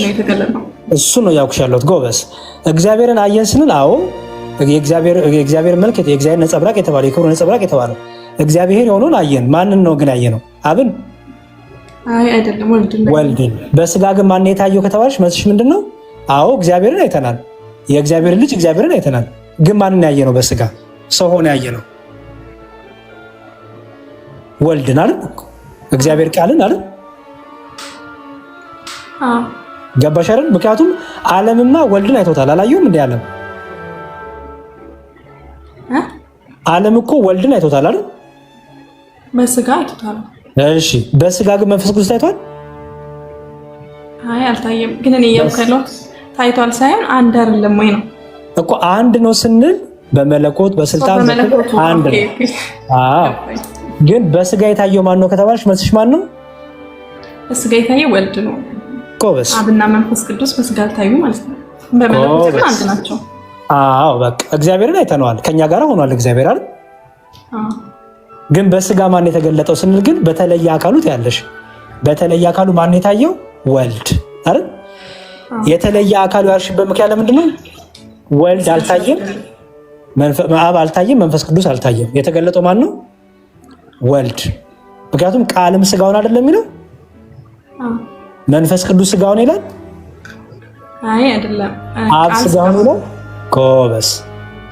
ስለዚህ በተለየ አካሉ ቃል ምን ሆነ? ሰው ሆነ፣ ስጋ ሆነ። አሁን ዮሐንስ ወንጌል ላይ የሚያሳይሽ ይሄንን ነው። ዮሐንስ ወንጌል ላይ ምን ይላል? ዓለም የማየውና የማያውቀው ስለሆነ ይልና ግን ነገር ግን ከእናንተ ዘንድ ስለሚኖር በውስጣችሁም ስለሚሆን ታውቁታላችሁ ተባለ። አይዞ ዓለም አላየውም መንፈስ ቅዱስን፣ ግን ከእኛ ዘንድ አለ። በምናችን ውስጥ አለ ይላል? በውስጣችን። አይዞ። ስለዚህ አሁን ቅድም ሙቀትን የሚታይ ነው ወይስ በውስጥሽ ፊልም የምታደርጊው ነው ስልሽ፣ ሙቀት ምንድነው አልሽ? በውስጤ ፊልም አደረገው አልሽ አይደል? ያው ሰውነቴ ላይ ሲያርፍ ፊልም አደረገው በኮበስ እንጂ ልክ እንደ ብርሃን የምታየው አይደለም አይደል? ኮበስ። ስለዚህ በብርሃን ማን ታየ? በብርሃን እውነተኛው ብርሃን ክርስቶስ ታየ፣ ወልድ ታየ አይደል? በውስጣችን ደግሞ ሆኖ ደግሞ መንፈስ ቅዱስ ያበረታናል፣ ሚስጥር ይገልጥልናል፣ ጥበብ ማስተዋል ይሰጠናል ማለት ነው። ቅድም ዮሐንስ ወንጌልን ከቁጥር 1 ጀምሮ ቃልም ስጋው ነው የሚለው ሁሉ እየወረድኩ ሁሉ አስነብቤሻለሁ። እነዚህን ሁሉ እንግዲህ አንድ ላይ አድርገሽ የግብርን፣ የአካልን፣ የስምን እና የሶስትነት ከዛ ደግሞ የመለኮት፣ የአገዛዝ፣ የስልጣን፣ የእግዚአብሔርነት፣ የአምላክነት፣ የእውቀት፣ የፍቃድ አንድነት የሚለውን በስላሴ ትምህርት ያለውን ይዘሽ ልክ አሁን የፀሐይ እንዳልኩሽ ነው። ፀሐይዋ ሶስት ፀሐይ እንደምታያት አታያትም። ክበብም ስላላት ሙቀትም ስላላት ብርሃንም ስላላት ሶስት ፀሐይ እንደማታያት ሁሉ ልክ እንደዛው ሁሉ አብ ወልድ መንፈስ ቅዱስ በስም በአካል በግብር ሶስት ብንል ስንት ግን መለኮት እያልን ነው? በግብር በስም በአካል ሶስት ብንልም ግን በእግዚአብሔርነት በአምላክነት በጌትነት ስንት እያልን ነው? ሶስት ወይስ አንድ? አንድ ነው። ምክንያቱም ዓለምን የፈጠረው ቃል መንፈስ ቅዱስ አብ ወልድ መንፈስ እግዚአብሔር አብ ነው። ቃል ማለት ወልድ ነው አይደል? አካላዊ ቃል እንለዋለን። አካላዊ ቃል መንፈስ ያለው ደግሞ መንፈስ ቅዱስን ከሆነ ስለዚህ አንድ ናቸው ማለት ነው። ኮበስ። የመጨረሻ ደግሞ ሌላ ምሳሌ ልስጥሽ። ነፍስሽን ተመልከቻት። ነፍስሽ ኦኬ፣ ነፍስሽ አዋቂ ናት፣ ተናጋሪ ናት እና ደግሞ ሕያው ናት አይደል? እሺ፣ ሶስት ነፍስ ነው ያለሽ ታዲያ ወይስ አንድ ነፍስ? እንደ አንድ ነው ያለኝ አይደል? ሶስት ሰው ነሽ ወይስ አንድ ሰው ነሽ? አንድ ነው። አንድ ሰው ግን በአንቺ በውስጥሽ ተናጋሪነት፣ አዋቂነት እና ሕያውነት ስላለ አይ ሕያውነት ስላለ ተናጋሪነት ስላለ አዋቂነት ስላለ ሶስት ሰው አትባይም አይደል? አንድ ነው። አየሹ? እያንዳንዱ ግን የራሳቸው ምን አላቸው? ግብር አላቸው አይደል? አዋቂነት ግብሩ አለ፣ ተናጋሪነት ግብሩ አለ፣ ሕያውነት ግብሩ አለ አይደል? ኦኬ። ግን ምን አትይም? በእነዚህ አዋቂነት፣ ሕያውነት፣ ተናጋሪነት ሶስት ስላሉ ግን ምን እንደማትይም ማለት ሶስት ነፍስ አትይም አይደል? አንዱ በአንዱ ግን ምን ሆኖ ይኖራል? ህሉ ሆኖ ይኖራል። ለምሳሌ አዋቂነትሽ ከተናጋሪነትሽ ጋር፣ ተናጋሪነትሽ ከእስትንፋስሽ ጋር ተለያይቶ መኖር ይችላል? አዋቂነትሽ በደንብ ስሚኝ እያስተዋልሽ። ለምሳሌ አንድ ሰው መናገር አልቻለም። ይኸውልሽ በደንብ ስሚኝ። አንድ ሰው መናገር አልቻለም እንበል፣ ወይም መስማት የተሳናቸው ወይም መናገር የተሳናቸው ሰዎች አሉ እንበል። ኦኬ። ግን እውነት ውስጣቸው ነፍሳቸው አታወራም? አትረዳም? አይ ትረዳለች። ለምሳሌ አሁን መናገር የተሳናቸው ሰዎች በጣታቸው ሲናገሩት ያልሻል። በጣታቸው የሚያፈልቁት የሚያስቀምጡልሽ ምልክቶች ከምን የወጣ ነው? ከልብ የፈለቀ ከነፍስ የፈለቀ አይደል? አይሽ። ስለዚህ ጎበዝ። ስለዚህ አሁን እስትንፋስሽ፣ ተናጋሪነትሽና ህያውነትሽ እነዚህ ሶስቱ የሚለያዩ ናቸው አይደለም? ከነፍስ ስላለኝ ሁሉም ነገር አለኝ። ጎበዝ። እስትንፋስ አይኔ ህያውነት አያስፈልገኝ ማለት ትችላለች? አይ ህያውነት ደግሞ አይ እኔ ህያው አልፈልግም እስትንፋስ አልፈልግም ማለት ትችላለች? አይቻልም። እሺ አዋቂነት አይ እኔ እስትንፋስ አልፈልግም ማለት ይችላል? ተናጋሪነት አይችልም። ስለዚህ አንዱ በአንዱ ምንድነው ማለት ነው? አንዱ በአንዱ ህልውና ይባላል፣ አንዱ በአንዱ ይኖራል ይባላል። አይሽ አይደለ? ስለዚህ ልክ እንደዛ ነው። በቃ የሥላሴ ትምህርትን በዛው መልኩ አስቢው። አብ ወልድ መንፈስ ቅዱስ ስንል አብ ለወልድና ለመንፈስ ቅዱስ ልባቸው ነው። ኦኬ። በአብ ልብነት አሁን ልክ ምሳሌ ነው የምሰጥሽ ያለሁት። ለምሳሌ ወልድ ቅድም ምናኩሽ ነፍስሽ ምን አላት? አዋቂነት፣ ተናጋሪነት ወይም አዋቂነት፣ ህያውነትና ምን አልኩሽ? ተናጋሪነት አልኩሽ። በጣም ጥሩ። አሁን በደንብ ስሚኝ። አዋቂነት ለማን እንሰጣለን? ለአብ እንሰጠዋለን። ምክንያቱም በአብ ልብነት ሁሉ ነገር ይታሰባል ይታወቃል ብለን እናምናለን። በወልድ ቃልነት ደግሞ ሁሉ ነገር ይፈጠራል ይደረጋል። እሺ። በመንፈስ ቅዱስ ደግሞ ምንነት? እስትንፋስነት አይደል? ቅድም የእግዚአብሔር እስትንፋስ ይባል አይደለ? መንፈስ ቅዱስ የእግዚአብሔር ምኑ ተባለ? እስትንፋሱ አይደል? ወልድ ደግሞ የእግዚአብሔር ምኑ ተባለ? ቃሉ አይደል? ስለዚህ እስትንፋስን አገኘን፣ ቃልን አገኘን። ስለዚህ ምን ቀረን? አዋቂነት ወይም ልብ አይደል ያለው ማወቅ። ስለዚህ ማወቅ አብ ከወልድ የተለየ ምን የለውም ማለት ነው። አብ ያለ ወልድ አልኖረም፣ ወልድ ያለ አብ አልኖረም። መንፈስ ቅዱስ ከአብና ከወልድም ተለይቶ የኖረበት ዘመን የለም፣ የሚቀዳደምም የለም ማለት ነው። ገባሽ? የአብ መንፈስ ቅዱስ እስትንፋሱ ነው። ወልድ ደግሞ መንፈስ ቅዱስ ለአብና ለወልድ ለራሱም ህይወት ነው፣ ለአብና ለወልድ እስትንፋስ ነው፣ ህይወት ነው። ምክንያቱም እግዚአብሔር ህያው ነው እንላለን እንዴ? ጎበዝ። አሁን እኔና አንቺ ህያው ነን ስንባል ጸጋ ተሰጥቶ ነው አይደለ? የእስትንፋስ እፍ ተብሎብን አይደል? እግዚአብሔር ግን ህያው ነው ስንል እፍ ተብሎበት ነው እንደኛ? አይ አይደለም። በጣም ጎበዝ። ስለዚህ የእግዚአብሔር እስትንፋስ ማን ይባላል? መንፈስ ቅዱስ። ስለዚህ መንፈስ ቅዱስ ለእግዚአብሔር እስትንፋሱ ይባላል ማለት ነው፣ ወይም ህይወቱ ይባላል። አይሽ ምንድን ነው? ስለዚህ መንፈስ ቅዱስ ለራሱም ህይወት ነው፣ ለአብና ለወልድ ምንድን ነው ማለት ነው? ህይወት ነው ማለት ነው አይደል? ታዲያ እግዚአብሔር ህያው ነው። ጎበዝ። ህያው ነው እግዚአብሔር። የእግዚአብሔር ህያውነት የባህሪው ነው፣ የእኛ ግን ህያውነት የጸጋ ነው እንደምን ነው ማለት ነው። ምክንያቱም በአዳም ላይም እፍ አለበት አይደለም የሚለው? የህይወትን እስትንፋስ አይደለም የሚለው? እግዚአብሔር በአዳም ላይ እፍ ያለበት ህይወት እስትንፋስ የራሱ ወይስ የተሰጠው? የራሱ አይደል? አዎ የራሱ። እግዚአብሔር መንፈስ ይባላል አይደል? መንፈስ ቅዱስ እንለዋለን አይደል? የእግዚአብሔር መንፈስ ይባላል። ጎበዝ። እሺ ዓለማቱ የተፈጠሩት በምንድን ነው? በቃል አይደል የተባለው? በልጁ። ስለዚህ የእግዚአብሔር ቃል ወልድ ለአብና ለመንፈስ ቅዱስ ለራሱ ቃል ነው፣ ለአብና ለመንፈስ ቅዱስ ነው ምናቸው ነው ማለት ነው? ቃላቸው። ምክንያቱም የእግዚአብሔር ቃል ይባላል። ጎበዝ። እሺ እግዚአብሔር አብ ደግሞ ለወልድ ለመንፈስ ቅዱስ ምናቸው ማለት ነው? እስትንፋስን ለመንፈስ ቅዱስ ከሰጠን፣ ቃልነትን ለወልድ ከሰጠን፣ አብ ደግሞ ምንድነው ማለት ነው? ለወልድና ለመንፈስ ቅዱስ ልባቸው ወይም ሙቀታቸው ነው ማለት ነው። ስለዚህ እግዚአብሔር አዋቂ ነው፣ እግዚአብሔር ሕያው ነው፣ እግዚአብሔር ተናጋሪ ነው፣ እግዚአብሔር ፈጣሪ ነው እናለን ማለት ነው። ገቢቶ ቃሉት ያሰማልን ዲያቆን፣ በጣም እናመሰግናለን። ያጀማ እንዲ ለሳሪ አጨብጭቡላት አላችሁ። ጎበዝ ተማሪ ነች። ኮመንት ፈቱላት፣ ያጨብጭቡላት፣ አጨብጭቡላት። አቤት ያሰማልን ዲያቆን። ሳሪ በጣም ደስ የምትል መረዳት ያላት ልጅ ነች። እግዚአብሔር ይርዳሽ፣ መንፈስ ቅዱስ ይርዳሽ።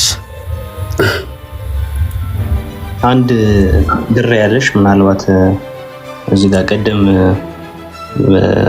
መጽሐፍ ቅዱስ አለሽ እንደተገብሽ ጋር ሳሪቹ አለሽ? አይ የለኝም።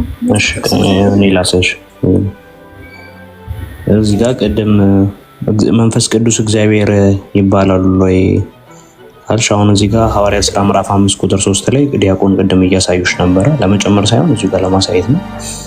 እዚህ ላይ አሁን ጴጥሮስም ሐናንያ ሆይ መንፈስ ቅዱስን ታታልላለህና ተባለ። ስለዚህ መንፈስ ቅዱስን እንደሚያታልል ከተነገረው በኋላ እዚህ ጋር ከተነገረ በኋላ ቁጥር 4 ላይ ተመልከቱ። እዚህ ላይ መንፈስ ቅዱስን ተብሎ ተነግሮታል፣ ተጠቅሷል። ስለዚህ ሳትሸጠው ያንተ ነበረምን? ከሸጥከውስ በኋላ በስልጣን አልነበረምን? ይህን ነገር ስለምን በልብህ አሰብህ ብሎ ማንን እንትን ትላለህ? እግዚአብሔርን እንጂ ሰውን አልዋሸህም። ስለዚህ መንፈስ ቅዱስ የተባለው እግዚአብሔር እንደሚባል እዚህ ጋር ሳይቶሻል። መንፈስ ቅዱስም እንደሚፈጥር የእግዚአብሔር መንፈስ እንደሚፈጥር በኢዮብ 34 ላይ እንዲሁም 33 ላይ አሳይቶሻል ዲያቆን። ስለዚህ ተመለከትሽ አይደለም? እዚህ ላይ መንፈስ ቅዱስ ማለት እግዚአብሔር ስለመሆኑ እዚሁ ጋርም ይርሻል። ቀደም አልሽና ቆም ስላደረግሽ ነው ሰምቼሻለሁ። ጎበዝ በርቺ፣ እንደዚሁ ቀጥይ። ያው ዲያቆን በረምብ እንትን ይሉሻል። ከኔ ጋር ብዙ ተማምረናል። አሁን ደግሞ ከዲያቆን ጋር ትቀጥያለሽ። በጣም ትሁት ናቸው። የመጀመሪያ ንስሐ ልጃቸውን ትሆኛለሽ። እንግዲህ ዛሬውን ሄጄ መስቀል እንዲዘት ታደርገኝ ነው ግድ ነው። ሳሪዬ ክርስቲያኖች አብ ወልድ መንፈስ ቅዱስ ሲሉ ሶስት አምላክ እያሉ ሶስት መለኮት እያሉ ሶስት እግዚአብሔር እያሉ እንዳሉ ገባሽ አይደል? አዎ። ግን ያው ማለት አሁን ሌሎችም እንደዚህ አይነት ነገር ቢገባቸው እኔ አሁን በፊት እንደዛ ነበር ይመስለኝ። ማለት ሶስት እንዴት ያመልካሉ የሚለው ነበርና አዎ፣ እንደዚህ አይነት ነገር ሌሎችም ቢማሩና ቢያውቁት በጣም ደስ ይለኛል። አዎ። ችግሩ እኮ መሰለኝ ሳሪዬ፣ ችግሩ ክርስቲያን አሁን ይሄ የክርስቲያኖች ትምህርት ነው አይደል? ክርስቲያኖችን እንዲተረጉሙላቸውና እንዲያስረዷቸው መጠየቅ ሲገባቸው ሙስሊሞች ሆነው የሚያስረዱት። ሙስሊሞች የራሳቸውን መረዳት የራሳቸውን ዝም ብሎ ያስቀምጣሉ። ክርስቲያኖች ግን መጽሐፍታቸውን የሚያነቡት እንዴት ነው የሚረዱት፣ ቤተክርስቲያን እንዴት ነው የምትረዳው የሚለው ትክክለኛ መረዳት ያለው እኛ ጋር ነው።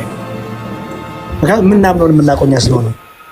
ስለዚህ አንቺ በርቺ። አንቺ ከተለወጥሽ ሌሎቹንም ማስረዳት መትረፍ ትችላለሽ ብዬ አምናለሁ። ስለዚህ ምንም አታስለፊኝም። በደንብ አውራሻለሁ፣ ችግር የለውም። በደስታ ነው የማውራሽ። እሺ በርቺ፣ እግዚአብሔር ከአንቺ ጋር ይሁን። አሜን። አይ ግን አሁን እዚሁ ላይ በአማነት አሁን የሆነ ትምህርት አይቼ ነበረ እንደዚሁ በሶሻል ሚዲያ ላይ ማለት የሚመስለኝም የነበረው ታቦት ነው በሚል ነበረ። የሆነ ሰዓት ላይ እንደዛ ገምት ነበርና እንደዛም ብሎ ያስተማረ ሰው ነበር እንደዚሁ በንጽጽር ላይ ማለት ነው። እና አይ ቲንክ ካለማወቅ ነው ይቻላል። ማንኛውም በጣም አመሰግናለሁ። በጣም ያስጨነቀኝ ነበረ። ዋናው ይሄ ነውና ይሄ ታውቅ ሌላው ቀስ ብዬ መማር ይችላል። ችግር የለም። በውስጥ አስተምሪያለሁ እና አመሰግናለሁ።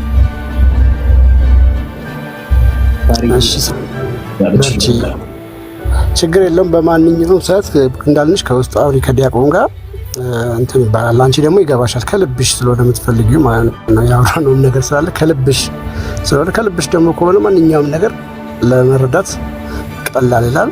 በደንብ አውሩ ዲያቆን በቴሌግራም። እግዚአብሔር ደግሞ ይርዳሽ። ጎበዝ ነሽ በጣም